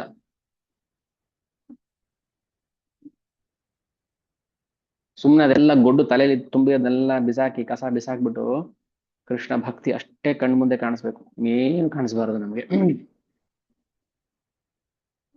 ಎಲ್ಲದಕ್ಕೂ ಶಾಸ್ತ್ರ ಪ್ರಮಾಣ, ಏನೋ ಹೇಳ್ತಾ ಇಲ್ಲ ನಾವು. ಶಾಸ್ತ್ರ ಪ್ರಮಾಣ, ಪ್ರತಿಯೊಂದು ಶಾಸ್ತ್ರದಲ್ಲಿ ಪ್ರಮಾಣ ಇದೆ. ನಮ್ಗೆ ಗೊತ್ತಿಲ್ದಿರೋದಕ್ಕೆ ಅದ ನಮ್ಗೆ ಅರ್ಥ ಮಾಡ್ಕೊಳಕ್ ಆಗಿಲ್ಲ ಅಷ್ಟೇನೆ. ಆಮೇಲೆ ಏನಾಯ್ತು, ಕೃಷ್ಣ ಆ ರೂಪದಲ್ಲಿ ಬಂದು ಚಳುವಳಿಯನ್ನ ಆರಂಭ ಮಾಡಿದ್ರು. ಸೊ ಆರಂಭ ಎಲ್ಲಾಯ್ತು, ಹೇಗಾಯ್ತು? ಶ್ರೀವಾಸ್ ಠಾಕೂರ್ ಅವ್ರ ಮೇಲೆ ಆಯ್ತು. ಶ್ರೀವಾಸ್ ಠಾಕೂರ್ ಅವರು ಅವ್ರ ಮನೆಯಲ್ಲಿ ಸಂಕೀರ್ತನ ಆಂದೋಲನ ಶುರು ಮಾಡ್ತಾ ಇದ್ರು. ಎಲ್ಲಿ? ನವದ್ವೀಪದಲ್ಲಿ, ಶ್ರೀವಾಸ್ ಆಂಗನ್. ಅಲ್ಲಿಂದ ಶುರು ಆಯ್ತು ಯುಗ ಧರ್ಮ. ಎಲ್ಲರನ್ನ ಜೊತೆಲಿ ಇಟ್ಟುಕೊಂಡು ಚೈತನ್ಯ ಮಹಾಪ್ರಭು ಲೀಲೆಗಳನ್ನ ಮಾಡೋಕ್ ಶುರು ಮಾಡಿದ್ರು. ಅವರೆಲ್ಲರ ಸಹಯೋಗದಲ್ಲಿ ತಮ್ಮ ಧ್ಯೇಯ ಏನು ಹರಿನಾಮ ಸಂಕೀರ್ತನೆ ಪ್ರಚಾರ ಮಾಡಬೇಕು ಅದನ್ನೆಲ್ಲ ಮಾಡಕ್ ಶುರು ಮಾಡಿದ್ರು. ಅದಕ್ಕೆ ಪಂಚತತ್ವ ಭಗವಂತನ ಸಂಘ ಅದು. ಯಜ್ಞ ಸಂಕೀರ್ತನ ಪ್ರಾಯೇ ಯಜಂತಿ ಸುಮೇಧಸಃ ಕೃಷ್ಣವರ್ಣಂ ತುಷಾ ಕೃಷ್ಣಂ ಸಾಂಗೋಪಾಂಗಸ್ತ್ರ ಪಾರ್ಷದಂ. ತನ್ನ ಪಾರ್ಷದರನ್ನ ಕರ್ಕೊಂಡು, ಪಾರ್ಷದರು ಅಂದ್ರೆ ಅಸೋಸಿಯೇಟ್ಸ್, ತನ್ನ ಸಂಗಾತಿಗಳು ಕರ್ಕೊಂಡು ಬಂದು ಅವ್ರನ್ನ ಲೀಲೆಗಳಲ್ಲಿ ತೊಡಗಿಸ್ತಾರೆ. ಸೊ ನಾವು ಆ ಲೀಲೆಯಲ್ಲಿ ಪಾಲ್ಗೊಳ್ಬೇಕಾ? ಹರಿನಾಮ ಸಂಕೀರ್ತನೆ ಮಾಡಬೇಕು, ನವದ್ವೀಪ ಧಾಮಕ್ಕೆ ಹೋಗ್ಬೇಕು, ಅಲ್ಲಿ ಭಗವಂತನ ಸೇವೆ ಮಾಡಬೇಕು. ಅದಕ್ಕೆ ಬೆಳಿಗ್ಗೆ ಬೇಗ ಜಾಯಿನ್ ಆದ್ರೆ ದರ್ಶನಾರ್ಥಿ ಬರ್ತಾ ಇರುತ್ತೆ, ಭಗವಂತನ ಕೀರ್ತನೆ ನಡೀತಾ ಇರುತ್ತೆ. ನೋಡಿ, ಕೀರ್ತನೆ ಆಯ್ತು, ಆರತಿ ಆಯ್ತು, ಕ್ಲಾಸ್ ಆಯ್ತು, ಪ್ರಸಾದ ಆಮೇಲೆ. ಇಲ್ಲಿ ಪ್ರಸಾದ ಕೊಡಕ್ ಆಗೋದಿಲ್ಲ. ಇಷ್ಟೇ ಪ್ರಭುಪಾದ ಹೇಳಿರೋದು. ಬೆಳಿಗ್ಗೆ ಮಂಗಳಾರತಿ ಮಾಡಿ, ಜಪ ಮಾಡಿ, ಭಗವದ್ಗೀತಾ ಭಾಗವತಂ ಕ್ಲಾಸ್ ಮಾಡಿ, ಪ್ರಸಾದ ಕೊಟ್ಟು ಕಳಿಸಿ, ಇಷ್ಟೇ. ಅದಕ್ಕೆ ಬೇಗ 7:15 ಜಾಯಿನ್ ಆದ್ರೆ ಆರತಿ ಬರ್ತಿರುತ್ತೆ, ದರ್ಶನಾರ್ತಿ. ಹೌದಾ? ಪ್ರತಿದಿನ ಭಗವಂತನ ನೋಡ್ಬೇಕಂತಾದ್ರೂ ಬರ್ಬೇಕಲ್ಲ ನಾವು. ಎಷ್ಟು ಚೆನ್ನಾಗಿ ಅಲಂಕಾರ ಮಾಡಿರ್ತಾರೆ ಅವನ್ನ, ರಾಧಾ ಮಾಧವ ಅಷ್ಟಸಖಿ ಪಂಚತತ್ವಕ್ಕೆ ಎಷ್ಟು ಚೆನ್ನಾಗಿ ಅಲಂಕಾರ ಮಾಡಿರ್ತಾರೆ. 7:45 ಓಕೆ, ಬೇರೆ ಏನು ಕೆಲಸ ಇದ್ರೆ ನಾನೇನು ಅವ್ರಿಗೆ ಏನು ಹೇಳಕ್ ಹೋಗೋದಿಲ್ಲ. ಆದ್ರೂ 7:40 ಆದ್ಮೇಲೆ ನಾನು ಶುರು ಮಾಡ್ತೀನಿ ಕ್ಲಾಸ್. 7:40 ತನಕ ಒಂದು 10 ನಿಮಿಷ, 7:40 ಮೇಲೆ ಜಾಯ್ನ್ ಆಗ್ತಾರೆ. 6-7 ಜನ ಇರ್ತಾರೆ. ಅದು ಮುಗ್ದೋಗ್ಬಿಡ್ಲಿ ಆಮೇಲೆ ಜಾಯ್ನ್ ಆಗೋಣ ಅಂತ, ಕ್ಲಾಸು ಅರ್ಧ ಆಗೋಗ್ಬಿಡ್ಲಿ ಆಮೇಲೆ ಜಾಯ್ನ್ ಆಗೋಣ ಅಂತ ಬರ್ತಾರೆ. ಹಾಗೆ ಮಾಡ್ಬೇಡಿ ದಯವಿಟ್ಟು. ಶ್ರದ್ಧೆ ನಮ್ಗೆ ಇಲ್ಲ ಅರ್ಥ ಆಗುತ್ತೆ, ಯಾರಿಗೆ ಎಷ್ಟು ಶ್ರದ್ಧೆ ಇದೆ, ಎಷ್ಟು ಸೀರಿಯಸ್ನೆಸ್ ಇದೆ ಭಕ್ತಿಯಲ್ಲಿ, ನಮ್ಗೆ ಇಲ್ಲ ಅರ್ಥ ಆಗುತ್ತೆ. ಓಕೆನಾ? ಖಂಡಿತ ಪ್ರತಿಯೊಬ್ಬರು ಕೃಷ್ಣ ಪ್ರೇಮ ಪ್ರಾಪ್ತಿ ಆಗುತ್ತೆ. ಯಾಕಂದ್ರೆ ನಮ್ಗೆ ಭಾಗ್ಯ ಇರೋದಕ್ಕೆ ನಾವು ಶ್ರವಣ ಮಾಡ್ತಾ ಇದೀವಿ. ಅರ್ಥ ಮಾಡ್ಕೋಬೇಕಷ್ಟೇ. ಸಣ್ಣ ಸಣ್ಣ ವಿಚಾರಗಳನ್ನ ಸ್ವಲ್ಪ ಗಂಭೀರವಾಗಿ ಅರ್ಥ ಮಾಡ್ಕೊಂಡ್ರೆ ಖಂಡಿತ ಆಗುತ್ತೆ. ಆಮೇಲೆ ಒಂದು ನಾರಾಯಣ ಸ್ತೋತ್ರದಲ್ಲಿ ಒಂದು ಶ್ಲೋಕ ಹೇಳ್ತಾರೆ ಇಲ್ಲಿ. ನ ಧರ್ಮಂ ಕಾಮಂ ಅರ್ಥಂ ವಾ ಮೋಕ್ಷಂ ವಾ ವರದೇಶ್ವರ ಪ್ರಾರ್ಥಯೇ ತವ ಪಾದಾಬ್ಜ ದಾಸ್ಯಂ ಏಕಾಭಿ ಕಾಮಯೇ. ಓ ಭಗವಂತ, ನ ಧರ್ಮಂ ನ ಕಾಮಂ ವಾ ಮೋಕ್ಷಂ ವಾ ವರದೇಶ್ವರ. ನನಗೆ ಧರ್ಮ ಬೇಡ, ಅರ್ಥ ಬೇಡ, ಕಾಮ ಬೇಡ, ಮೋಕ್ಷ ಬೇಡ, ಮತ್ತೇನ್ ಬೇಕು? ಪ್ರಾರ್ಥಯೇ ತವ ಪಾದಾಬ್ಜೆ ದಾಸ್ಯಂ. ನಿನ್ನ ಕಾಲು, ನಿನ್ನ ಪಾದ ಕಮಲಗಳಲ್ಲಿ ನಾನು ಆಶ್ರಯವನ್ನ ಪಡಿಬೇಕು. ಇದೊಂದೇ ಏವಾಭಿಕಾಮಯೇ, ಇದೊಂದೇ ನನ್ನ ಕಾಮನೆ. ನಿನ್ನ ಪಾದಗಳಲ್ಲಿ ನಾನು ಆಶ್ರಯ ಪಡಿಬೇಕು, ಇದೊಂದು ಕಾಮನೆ ಬಿಟ್ಟು ಬೇರೆ ಏನು ಬೇಡ ನನಗೆ. ಧರ್ಮ ಅರ್ಥ ಕಾಮ ಏನು ಬೇಡ ನನಗೆ. ಮತ್ತಿನ್ನೇನದು ಬೇಕಾ? ತ್ವತ್ ಕಥಾಮೃತ ಪಾತೋಧೌ. ತ್ವತ್ ಕಥಾಮೃತ, ನಿನ್ನ ಕಥೆಯ ಅಮೃತವನ್ನ ಸವಿಬೇಕು ನಾನು. ಯಾಕೆ ಸವಿಬೇಕು? ವಿಹರಂತು ಮಹಾಮುದಃ, ಮಹಾಮುದಃ ಆನಂದ, ಅತಿ ಆನಂದವನ್ನು ಪಡಬೇಕು ನಾನು. ಈ ಕಥೆಯನ್ನ ಕೇಳಿ ಯಾರು ಆನಂದ ಪಡ್ತಾರೋ ಅಂಥವ್ರಿಗೆ ಕುರ್ವಂತಿ ಕೃತನಃ ಕೇಚಿತ್ ಚತುರ್ವರ್ಗಂ ತೃಣೋಪಮಂ. ಯಾರು ಭಗವಂತನ ಕಥಾಮೃತವನ್ನ ಕೇಳಿ ಆನಂದ ಪಡ್ತಾರೋ ಅವ್ರಿಗೆ ಚತುರ್ವರ್ಗ, ಧರ್ಮ ಅರ್ಥ ಕಾಮ ಮೋಕ್ಷ ಕೂಡ ತೃಣ, ಒಂದು ಹುಲ್ಕಡ್ಡಿಗೆ ಸಮ.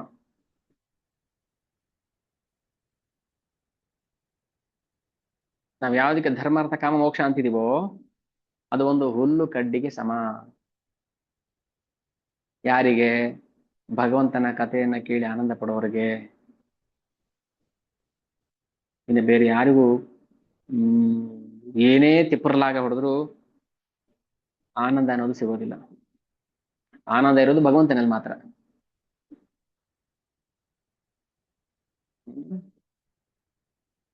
ನಮ್ಮಲ್ಲಿ ಆನಂದ ಇದೆಯಾ? ಇಲ್ಲ. ಅದಕ್ಕೆ ನಾವೆಲ್ಲರೂ ಕೃಷ್ಣದಾಸರಾಗಬೇಕು. ಕೃಷ್ಣದಾಸ, ಕವಿರಾಜ ಕೃಷ್ಣದಾಸ ಗೋಸ್ವಾಮಿ, ರಾಮದಾಸ, ಚೈತನ್ಯದಾಸ, ರಾಧಾದಾಸಿ, ಲಲಿತಾದಾಸಿ, ವಿಶಾಖಾದಾಸಿ, ಸುಬಲದಾಸ. ಯಾಕೆ ದಾಸ ಅಂತ ಕರಿಬೇಕು? ಹೇಳ್ತಾರೆ ಇಲ್ಲಿ ಕವಿರಾಜ ಕೃಷ್ಣದಾಸ ಅಭಿಮಾನಿ ಏ ಆನಂದ ಸಿಂಧು ಕೋಟಿ ಬ್ರಹ್ಮ ಸುಖ ನಹೆ ತಾರ ಏಕ ಬಿಂದು. ಕೃಷ್ಣದಾಸ ಅಭಿಮಾನೇ, ನಾನು ಕೃಷ್ಣದಾಸ, ನಾನು ಕೃಷ್ಣದಾಸ, ಅಭಿಮಾನ ಇರಬೇಕು, ಗರ್ವ ಅಲ್ಲ ಅದು, ಅಭಿಮಾನ ಬೇರೆ ಗರ್ವ ಬೇರೆ. ನಾನು ಮಾಯಾದಾಸ, ನಾನು ನನ್ನ ಬಾಸ್ ದಾಸ, ಇದೆಲ್ಲ, ನಾನು ಕೃಷ್ಣದಾಸ. ಈ ಕೃಷ್ಣದಾಸ ಅನ್ನೋ ಅಭಿಮಾನ ಇದೆಯಲ್ಲ, ಇದು ಆನಂದ ಸಿಂಧು. ಆನಂದ ಸಿಂಧು ಸಮುದ್ರ, ಸಾಗರ. ಆ ಸಾಗರ ಕೋಟಿ ಬ್ರಹ್ಮ ಸುಖ. ಕೋಟಿ ಬ್ರಹ್ಮ ಸುಖ ನಹೆ ತಾರ ಏಕ ಬಿಂದು. ಕೋಟಿ ಬ್ರಹ್ಮರು ಪಡುವಂತ ಆನಂದ ಇದೆಯಲ್ಲ, ಕೋಟಿ ಬ್ರಹ್ಮರು ಪಡುವಂತ ಆನಂದ, ಅದ್ರ ಮುಂದೆ ಒಂದು ಬಿಂದು, ಒಂದು ಹನಿ. ಅದಕ್ಕೆ ಹೇಳೋದು, ತಿಲ್ಕ ಹಚ್ಚಿ ಆಚೆ ಬನ್ನಿ, ಜಪಮಾಲೆ ಇಡ್ಕೊಳ್ಳಿ, ಅದಕ್ಕಿಂತ ಆನಂದ ಬೇರೆ ಯಾವ್ದಿದೆ ನೋಡ್ತೀನಿ. ಯಾರು ನಗ್ತಾರೆ ನೋಡೋಣ. ಹ ಹಾಗೆ ಓಡಾಡಿ, ಧೋತಿ ಕುರ್ತದಲ್ಲಿ ಓಡಾಡಿ, ತಿಲ್ಕ ಹಚ್ಕೊಂಡು ಓಡಾಡಿ, ಜಪಮಾಲೆ ಇಡ್ಕೊಂಡು ಓಡಾಡಿ. ಹರೇ ಕೃಷ್ಣ ಹರೇ ಕೃಷ್ಣ ಕೃಷ್ಣ ಕೃಷ್ಣ ಹರೇ ಹರೇ, ಹರೇ ರಾಮ ರಾಮ ರಾಮ ಹರೇ ಹರೇ. ರಸ್ತೆ ಉದ್ದಕ್ಕೂ ಹೇಳ್ಕೊಂಡು ಹೋಗಿ, ಯಾರು ನಗ್ತಾರ ನೋಡೋಣ. ಹ್ಮ್ ನಮ್ಗೆ ಅಭಿಮಾನ ಇರಬೇಕು, ನಾನ್ ಕೃಷ್ಣದಾಸ ಅನ್ನೋ ಅಭಿಮಾನ ಇರಬೇಕು. ಮೂರ್ಖತೆಗೆ ಅದು ಅರ್ಥ ಆಗೋದಿಲ್ಲ ಅಷ್ಟೇ. ಹ್ಮ್ ಅದಕ್ಕೆ ದಾಸತ್ವ ಬರ್ಬೇಕು ನಮಗೆ. ದಾಸ, ನಾವು ಸೇವಕರು, ಭಗವಂತನ ಸೇವೆ ಮಾಡಕ್ ಬಂದಿರೋದು ನಾವು, ಭಗವಂತನ ದಾಸರು ನಾವು. ದಾಸತ್ವ, ಈ ದಾಸತ್ವ ಭಾವದಲ್ಲಿ ಆ ಆ ಆ ಭಾವದಲ್ಲಿ ಇರೋ ಆನಂದ ಇದೆಯಲ್ಲ, ಅದ್ ಬೇರೆಲ್ಲೂ ಸಿಗೋದಿಲ್ಲ. ನಾನು ಇಂಡಿಯಾ ಪ್ರೆಸಿಡೆಂಟು, ನಮ್ಮ ಅಮೆರಿಕ ಪ್ರೆಸಿಡೆಂಟು, ನಾವು ರಕ್ಷಣಾ ವೇದಿಕೆ ಅಧ್ಯಕ್ಷರು, ಕಸ ಅದು. ನಾವು ಕೃಷ್ಣದಾಸರು, ನಾವು ಭಗವಂತನ ಸೇವೆ ಮಾಡ್ತಾ ಇದೀವಿ. ನೀವು ಕರ್ನಾಟಕ ರಕ್ಷಣಾ ವೇದಿಕೆ ಸಹಾಯ ಸೇವೆ ಮಾಡ್ತಿದ್ದೀರಿ, ಮಾಯಾ ಸೇವೆ ಮಾಡ್ತಾ ಇದ್ದೀರಾ. ನಿಮ್ಗೆ ಅಷ್ಟು ಅಭಿಮಾನ, ಅಷ್ಟು ಗರ್ವ, ಅದ್ರಲ್ಲಿ ಕೆಟ್ಟ ಗರ್ವ ಇದು. ನಾವು ಅಭಿಮಾನ, ನಮ್ ಭಗವಂತನ ಸೇವಕ ಅನ್ನೋದಿದೆಯಲ್ಲ, ಅದು ಕೆಟ್ಟ ಗರ್ವ ಅಲ್ಲ ಅದು. ಅದೇ ಬೇಕಾಗಿರೋದು ಭಗವಂತನಿಗೆ. ಯಾರಾದ್ರೂ ಒಂದು ಸಲ ನಾನು ಭಗವಂತನ ಸೇವಕ, ನಾನು ಭಗವಂತನ ದಾಸ ಅಂತ ಎರಡು ಕೈ ಮೇಲೆ ಎತ್ತಿ ಹೇಳಿದ್ರೆ, ಅಂತ ಭಗವಂತ ಬಿಡೋದಿಲ್ಲ.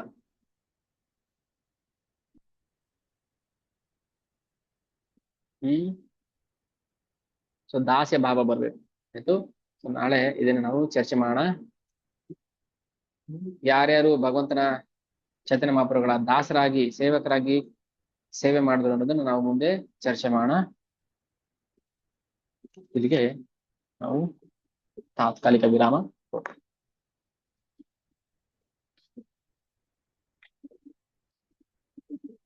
ಎಷ್ಟು ವಿಚಾರ ಇದೆ, ವಿಚಾರವನ್ನು ನಾವು ಫಸ್ಟ್ ತಿಳ್ಕೋಬೇಕು. ತಿಳ್ಕೊಂಡ್ಮೇಲೆ ಏನ್ ಮಾಡ್ಬೇಕು ಅಂತ ತಾನಾಗಿ ಬರುತ್ತೆ ಒಳಗಡೆಯಿಂದ.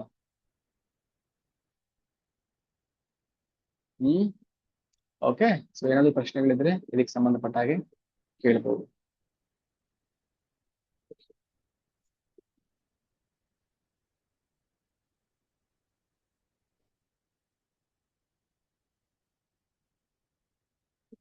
ಪ್ರಶ್ನೆಗಳಿದ್ವು?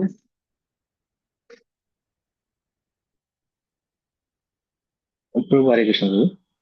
ಹರೇ ಕೃಷ್ಣ.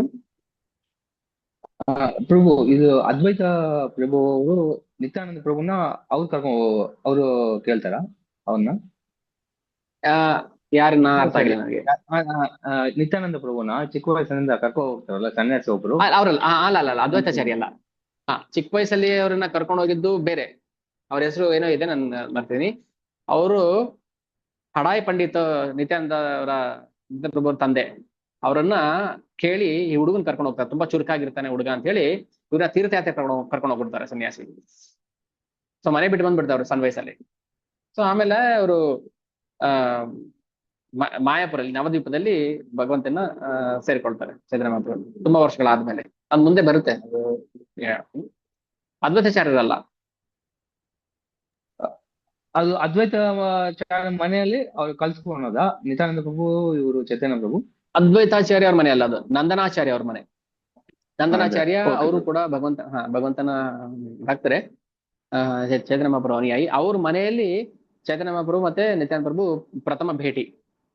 ಅದೆಲ್ಲ ಮುಂದೆ ಚರ್ಚೆ ಮಾಡೋಣ ಪ್ರಭು. ಫಸ್ಟ್ ಭೇಟಿಯಾಗಿದ್ದು ಅವ್ರು ನಂದನಾಚಾರ್ಯ ಅವ್ರ ಮನೆಯಲ್ಲಿ. ಅಂದ್ರೆ ಅದು ಈಗ ನಾವು ಹೋದಾಗ ಮಾಯಾಪುರ ದರ್ಶನ ಮಾಡಕ್ ಹೋದಾಗ ಅದೆಲ್ಲ ನೋಡ್ಬೇಕು ನಾವು. ರೋಡಲ್ಲೇ ಕಾಣಿಸುತ್ತೆ ಅದು, ನಾವು ಮಾಯಾಪುರ ಗಂಗಾ ನದಿ ಆಪೋಸಿಟ್ ಅಲ್ಲೇ ಇದೆ. ಅಲ್ಲಿ ಭಗವಂತ ನಿತ್ಯಾನಂದ ಬಲರಾಮರು ಚೈತನ್ಯ ಮಹಾಪ್ರಭು ಭೇಟಿಯಾಗಿದ್ವಿ. ಸೊ ಅಲ್ಲಿಂದ ಅವರ ಪೂರ್ತಿ ಈಗ 5 ತತ್ವಗಳು ಒಟ್ಟಿಗೆ ಸೇರಿದ್ರು. ಅದಕ್ಕೆ ಮುಂಚೆ 4 ಜನ ಇದ್ರು, ಕೊನೆಯಲ್ಲಿ ನಿತ್ಯಾನಂದ ಪ್ರಭು ಅವ್ರನ್ನ ಸೇರ್ಕೊಳ್ತಾರೆ, ಜಾಯ್ನ್ ಆಗ್ತಾರೆ.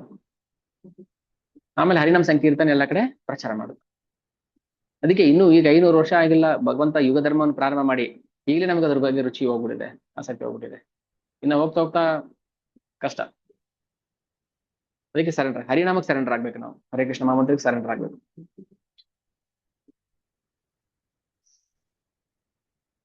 ನಮ್ಮ ಗುರು ಮಹಾರಾಜರ ಪರ್ಸನಲ್ ಅಸಿಸ್ಟೆಂಟ್ ಒಬ್ರು ಇದ್ದಾರೆ, ಅವ್ರ ಹೆಸರು ಮಹಾಮಂತ್ರ ದಾಸ.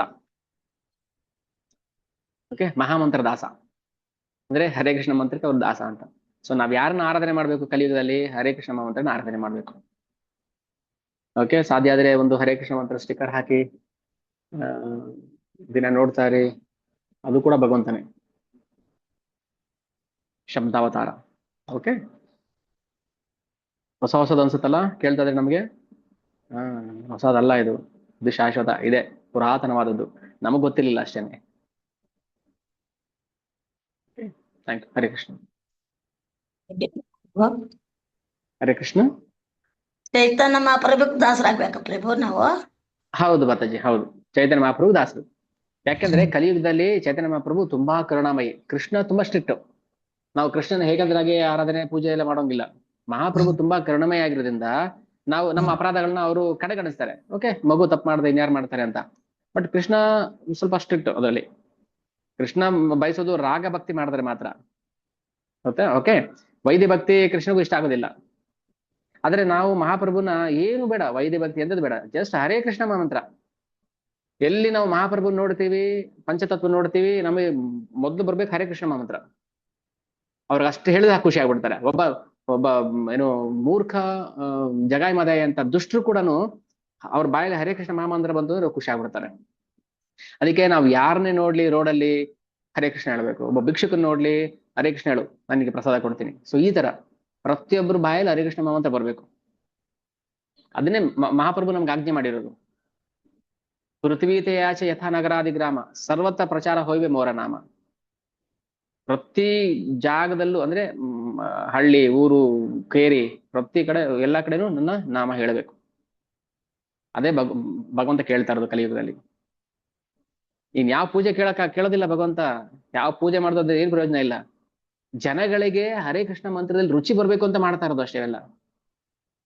ವೈದಿ ಭಕ್ತಿ ಮಾಡ್ಬೇಕು ನಾವು. ವೈದಿ ಭಕ್ತಿ ಮಾಡ್ತಾ ಮಾಡ್ತಾ ಕ್ರಮೇಣ ನಾವು ರಾಗ ಭಕ್ತಿಗೆ ಅಟ್ಯಾಚ್ ಆಗ್ಬೇಕು. ಅಲ್ಲೇ ನಿಂತ್ಕೋಬಾರ್ದು ನಾವು. ಇದು ಹೆಂಗೆ ಅಂದ್ರೆ ಅದಕ್ಕೆ ಉದಾಹರಣೆ ಕೊಡ್ತಾರೆ ಶ್ರೀಲ ಪ್ರಭುಪಾದರು. ನಾವು ಮಕ್ಳಿಗೆ ಔಷಧಿ ಕೊಡಿಸ್ಬೇಕಾದ್ರೆ ಬೆಲ್ಲದ ಆಸೆ ತೋರಿಸ್ಬೇಕು, ಮಿಠಾಯಿ ಆಸೆ ತೋರಿಸ್ಬೇಕು. ಮಿಠಾಯಿ ಆಸೆಗೆ ಬರ್ತಾರೆ, ಅವಾಗ ನಾವು ಅವ್ರಿಗೆ ಔಷಧಿ ಕೊಡಿಸ್ಬೇಕು.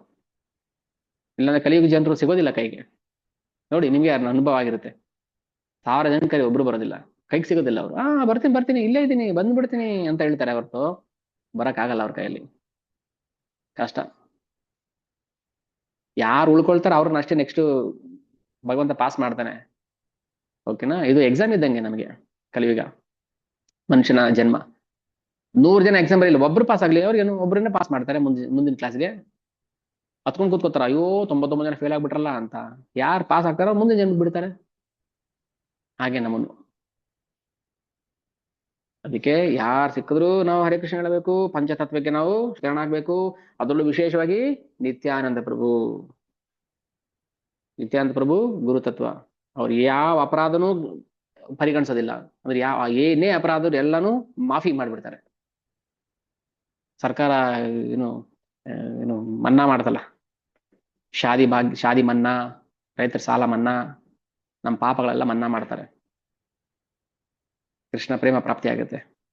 ಕೃಷ್ಣ ಪ್ರೇಮ ಕೊಟ್ರೆ ಮತ್ತೆ ಇನ್ನೇನ್ ಬೇಕು ನಮಗೆ? ಎಲ್ಲ ಅಲ್ಲೇ ಸಿಗುತ್ತಲ್ಲ.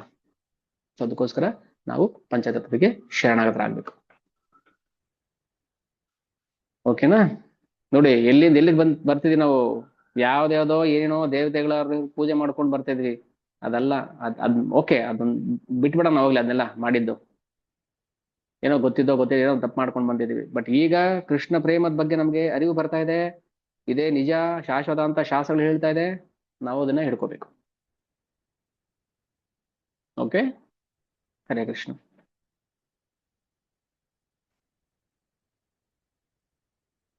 ಮತ್ತೇನಾದ್ರು ಡೌಟ್ಸ್ ಇದೆ ಯಾರಿಗಾದ್ರು? ಏನೇ ಗೊಂದಲ ಇದ್ರು, ಭಕ್ತಿಯಲ್ಲಿ ಏನೇ ಗೊಂದಲ ಇದ್ರು ಅದ್ ದಯವಿಟ್ಟು ಅದನ್ನ ಪರಿಹಾರ ಮಾಡ್ಕೊಳ್ಳಿ. ಹಾಗೆ ಅಂತೂ ತಲೆಯಲ್ಲಿ ಕೂರ್ಸ್ಕೋಬೇಡಿ, ಅದು ವಿಷಯ ಆಗುತ್ತೆ. ಹ್ಮ್ ಅವಕಾಶ ಇದು ನಮ್ಗೆ ಕಲಿಯುಗದಲ್ಲಿ ಭಕ್ತಿ ಮಾಡಕ್ಕೆ ಒಳ್ಳೆ ಅವಕಾಶ. ಇನ್ನ ಬಿಟ್ರೆ ಇನ್ನ ನೆಕ್ಸ್ಟ್ ಇನ್ನೊಂದು ಹೇಳ್ತಲ್ಲ, 10,000 ವರ್ಷ ಆದ್ಮೇಲೆ ಯಾರನ್ನು ಕೇಳಂಗಿಲ್ಲ ಭಕ್ತಿ ಮಾಡಿ ಅಂತ. ಯಾರು ಮಾಡಕ್ ಬರೋದು ಇಲ್ಲ, ಭಕ್ತಿ ಹೋಗ್ಬಿಡುತ್ತೆ, ಪೂರ್ತಿ ನಾಶ ಆಗುತ್ತೆ. ಫಸ್ಟ್ ಏಡ್, ಎಮರ್ಜೆನ್ಸಿ, ಆಕ್ಸಿಡೆಂಟ್ ಆಗಿದೆ ರೋಡಲ್ಲಿ, ಅಯ್ಯೋ ರಕ್ತ ಹೋಗ್ತಾ ಇದೆ, ಬೇಗ ಬೇಗ ಹಾಸ್ಪಿಟ್ಲ್ ಕಳ್ಸಿ. ಇಲ್ಲ ನಾಳೆ ನೋಡೋಣ, ಇವತ್ತು ಏಕಾದಶಿ ಇದೆ ನಾಳೆ ನೋಡೋಣ, ನಾಳೆ ಸತ್ತೋಗ್ತಾನೆ ಅವನು, ಬ್ಲೀಡಿಂಗ್ ಆಗ್ಬಿಡುತ್ತೆ. ಫಸ್ಟ್ ಹಾಸ್ಪಿಟ್ಲ್ಗೆ ಅಡ್ಮಿಟ್ ಮಾಡಿ ಆಮೇಲೆ ನೋಡೋಣ ಏನಾಗುತ್ತೋ, ಬದುಕ್ತಾನೋ ಸಾಯ್ತಾನೋ ಆಮೇಲೆ ನೋಡೋಣ. ಅದು ರಕ್ತ ಹೋಗ್ತಾ ಇದೆ, ಬ್ಲೀಡಿಂಗ್ ಆಗ್ತಾ ಇದೆ, 5,000 ವರ್ಷ ಆಯ್ತು, ಇನ್ನು 5,000 ವರ್ಷ ಅಷ್ಟೇ, ಚೆಟ್ ಚೆಟ್ ಅಂತ ಹೋಗ್ಬಿಡುತ್ತೆ. ಆಮೇಲೆ ಅಣ್ಣ ಬಾ ತಮ್ಮ ಬಾ ಎಂದು ಅಳುವುದೇಕೋ, ಯಾರು ಬರ್ತಾರ ಅವಾಗ? ಯಾವ ಅಣ್ಣ ತಮ್ಮ ಯಾರು ಬರೋದಿಲ್ಲ. ನಾ ಮಾಡಿದ್ದೇನೋ ಸೇವೆ ಅಷ್ಟೇ ನಮ್ ಜೊತೆ ಬರೋದು. ಸೇವೆ ಮಾಡಿ, ಅದಕ್ಕೆ ಹೇಳ್ತಾರೆ ಸೇವೆ ಸೇವೆ ಅಂತ. ಯಾಕೆ ಪದೇ ಪದೇ ಹೇಳೋದು ಸೇವೆ ಸೇವೆ ಅಂತ? ಯಾರು ನಮ್ಮನ್ ಪ್ಲೀಸ್ ಮಾಡಕ್ ಬರ್ಬೇಡಿ, ದಯವಿಟ್ಟು ಹೇಳ್ತೀನಿ. ಬರ್ಲಿಲ್ಲ ಅಂದ್ರೆ ಪ್ರಭು ಬೇಜಾರಾಗುತ್ತೆ, ನಮ್ಗೇನ್ ಬೇಜಾರಿಲ್ಲ, ಖುಷಿನೂ ಇಲ್ಲ. ಯಾಕೆ ಬೇಜಾರಾಗತ್ತೆ ಅಂದ್ರೆ ಒಳ್ಳೆ ಅವಕಾಶ ಮಿಸ್ ಮಾಡ್ಕೋತಾವಲ್ಲ ಅಂತ ಬೇಜಾರಾಗತ್ತೆ, ಬಿಟ್ರೆ ಅಯ್ಯೋ ಬರ್ಲಿಲ್ವಲ್ಲ ಇವರು ಅವರು ಅಂತ ಅಲ್ಲ. ಯಾರು ಬಂದ್ರೇನು ಯಾರು ಹೋದ್ರೇನು, ಸೇವೆ ಮಾಡ್ಬೇಕಷ್ಟೇ ನಮಗೆ, ಅಷ್ಟೇ. ಸೇವೆ ಯಾರು ಸೇವೆ ಮಾಡ್ತಾರೋ ಅವ್ರಿಗೆ ಗುರು ಖುಷಿ ಆಗುತ್ತೆ, ಗುರು ಖುಷಿ ಆದ್ರೆ ಪ್ರಭುಪಾದ ಖುಷಿ ಆಗುತ್ತೆ, ಪ್ರಭುಪಾದ ಖುಷಿ ಆದ್ರೆ ಕೃಷ್ಣ ಖುಷಿ ಆಗುತ್ತೆ, ಅಷ್ಟೇ. ಕೃಷ್ಣನ್ ಖುಷಿ ಪಡಿಸ್ಬೇಕು ನಾವು, ಅದಕ್ಕೋಸ್ಕರ ಇದನ್ನ ಮಾಡ್ತಾ ಇದೀವಿ ಥ್ರೂ ಮಹಾಪ್ರಭು ಪಂಚತತ್ವ. ಓಕೆ, ನಾವು ಭಗವಂತನ ಧಾಮಕ್ಕೆ ಹೋಗ್ಬೇಕು, ಕೃಷ್ಣನೇ ಆರಾಧ್ಯ ದೈವ. ಆದ್ರೆ ಕಲಿಯುಗದಲ್ಲಿ ಈ ಮೂಲಕ ಹೋಗ್ಬೇಕು, ಬ್ರಿಡ್ಜ್. ಎರಡು ಇದು ದಾಟಬೇಕಾದ್ರೆ ಒಂದು ಬ್ರಿಡ್ಜ್ ಹಾಕಿರ್ತಾರೆ ನೋಡಿ, ಒಂದು ವುಡನ್ ಹಲಗೆ. ಅದಿಲ್ಲ ಹೆಂಗ್ ದಾಟೋದು ನಾವು? ಮನೆ ಮುಂದೆ ದೊಡ್ಡ ದೊಡ್ಡ ಡ್ರೈನೇಜ್ ಮಾಡ್ತಿರ್ತಾರೆ, ಮೋರಿ ಅಗದಿರ್ತಾರೆ, ಮನೆ ಇರೋರು ಆಚೆ ಬರ್ಬೇಕಾದ್ರೆ ಏನ್ ಮಾಡ್ಬೇಕು? ಟೆಂಪ್ರರಿ ಒಂದು ಬ್ರಿಡ್ಜ್ ಹಾಕಿರ್ತಾರೆ ಅಲ್ವಾ, ಒಂದು ವುಡನ್ ಪ್ಲಾಂಕ್ ಏನ್ ಹಾಕಿದ್ರೆ ಅದ್ರ ಮೇಲೆ. ಹಾಗೇನೆ ಕೃಷ್ಣನ್ ರೀಚ್ ಮಾಡ್ಬೇಕಾದ್ರೆ ಥ್ರೂ ಮಹಾಪ್ರಭು, ಕೃಷ್ಣನೇ ಮಹಾಪ್ರಭು ರೂಪದಲ್ಲಿ ಬಂದು ನಾನು ನೀನ್ ಸಹಾಯ ಮಾಡ್ತೀನಿ, ನನ್ನ ಶರಣಾಗತಿಗೆ ಬಂದ್ರೆ ಅಂತ ಹೇಳಿ ಆ ಮೂಲಕ ನಾವು ಭಗವಂತನನ್ನ ಅಪ್ರೋಚ್ ಮಾಡ್ಬೇಕು. ನೋಡಿ ಎಲ್ಲ ಶಾಸ್ತ್ರ ಪ್ರಮಾಣ, ದಯವಿಟ್ಟು ಮಾಡಿ. ಏನ್ ಹೇಳ್ತಾರ ಅದ್ರ ಮೇಲೆ ಶ್ರದ್ಧೆ ಬರ್ಲಿ, ನಂಬಿಕೆ ಬರ್ಲಿ. ನಮಗೆ ಕ್ವಾಲಿಟಿ ಭಕ್ತಿ ಮುಖ್ಯ, ಕ್ವಾಲಿಟಿ ಭಕ್ತಿ ಅಷ್ಟೇ.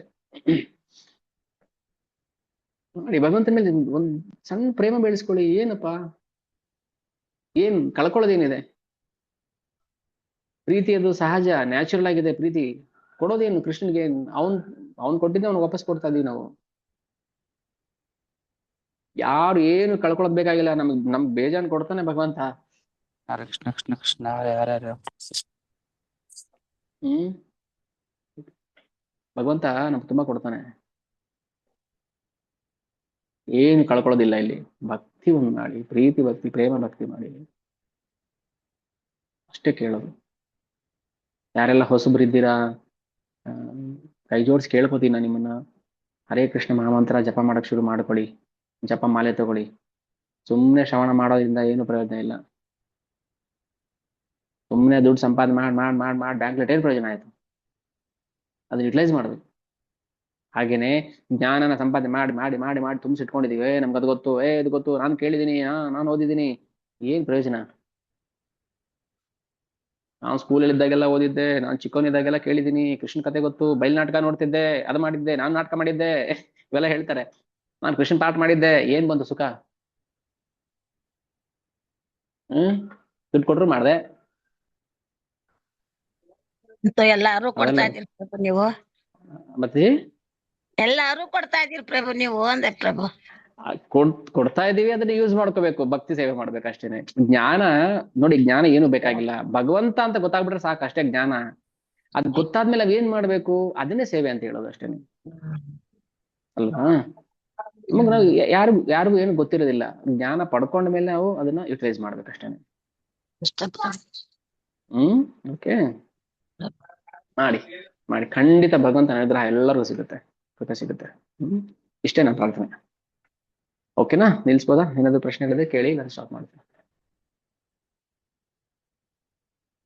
Okay, right. ಹರೇ ಕೃಷ್ಣ. ವಾಂಛಾ ಕಲ್ಪತರುಭ್ಯಶ್ಚ ಕೃಪಾ ಸಿಂಧುಭ್ಯೋ ಚ ಪತಿತಾನಾಂ ಪಾವನೇಭ್ಯೋ ವೈಷ್ಣವೇಭ್ಯೋ ನಮೋ ನಮಃ. ಜಗದ್ಗುರು ಪ್ರಭುಪಾದ ಕಿ ಜೈ. ನಿತಾಯ ಗೌರ ಪ್ರೇಮಾನಂದೇ. ಹರಿ ಹರಿ ಬೋಲ್. ಹರೇ ಕೃಷ್ಣ.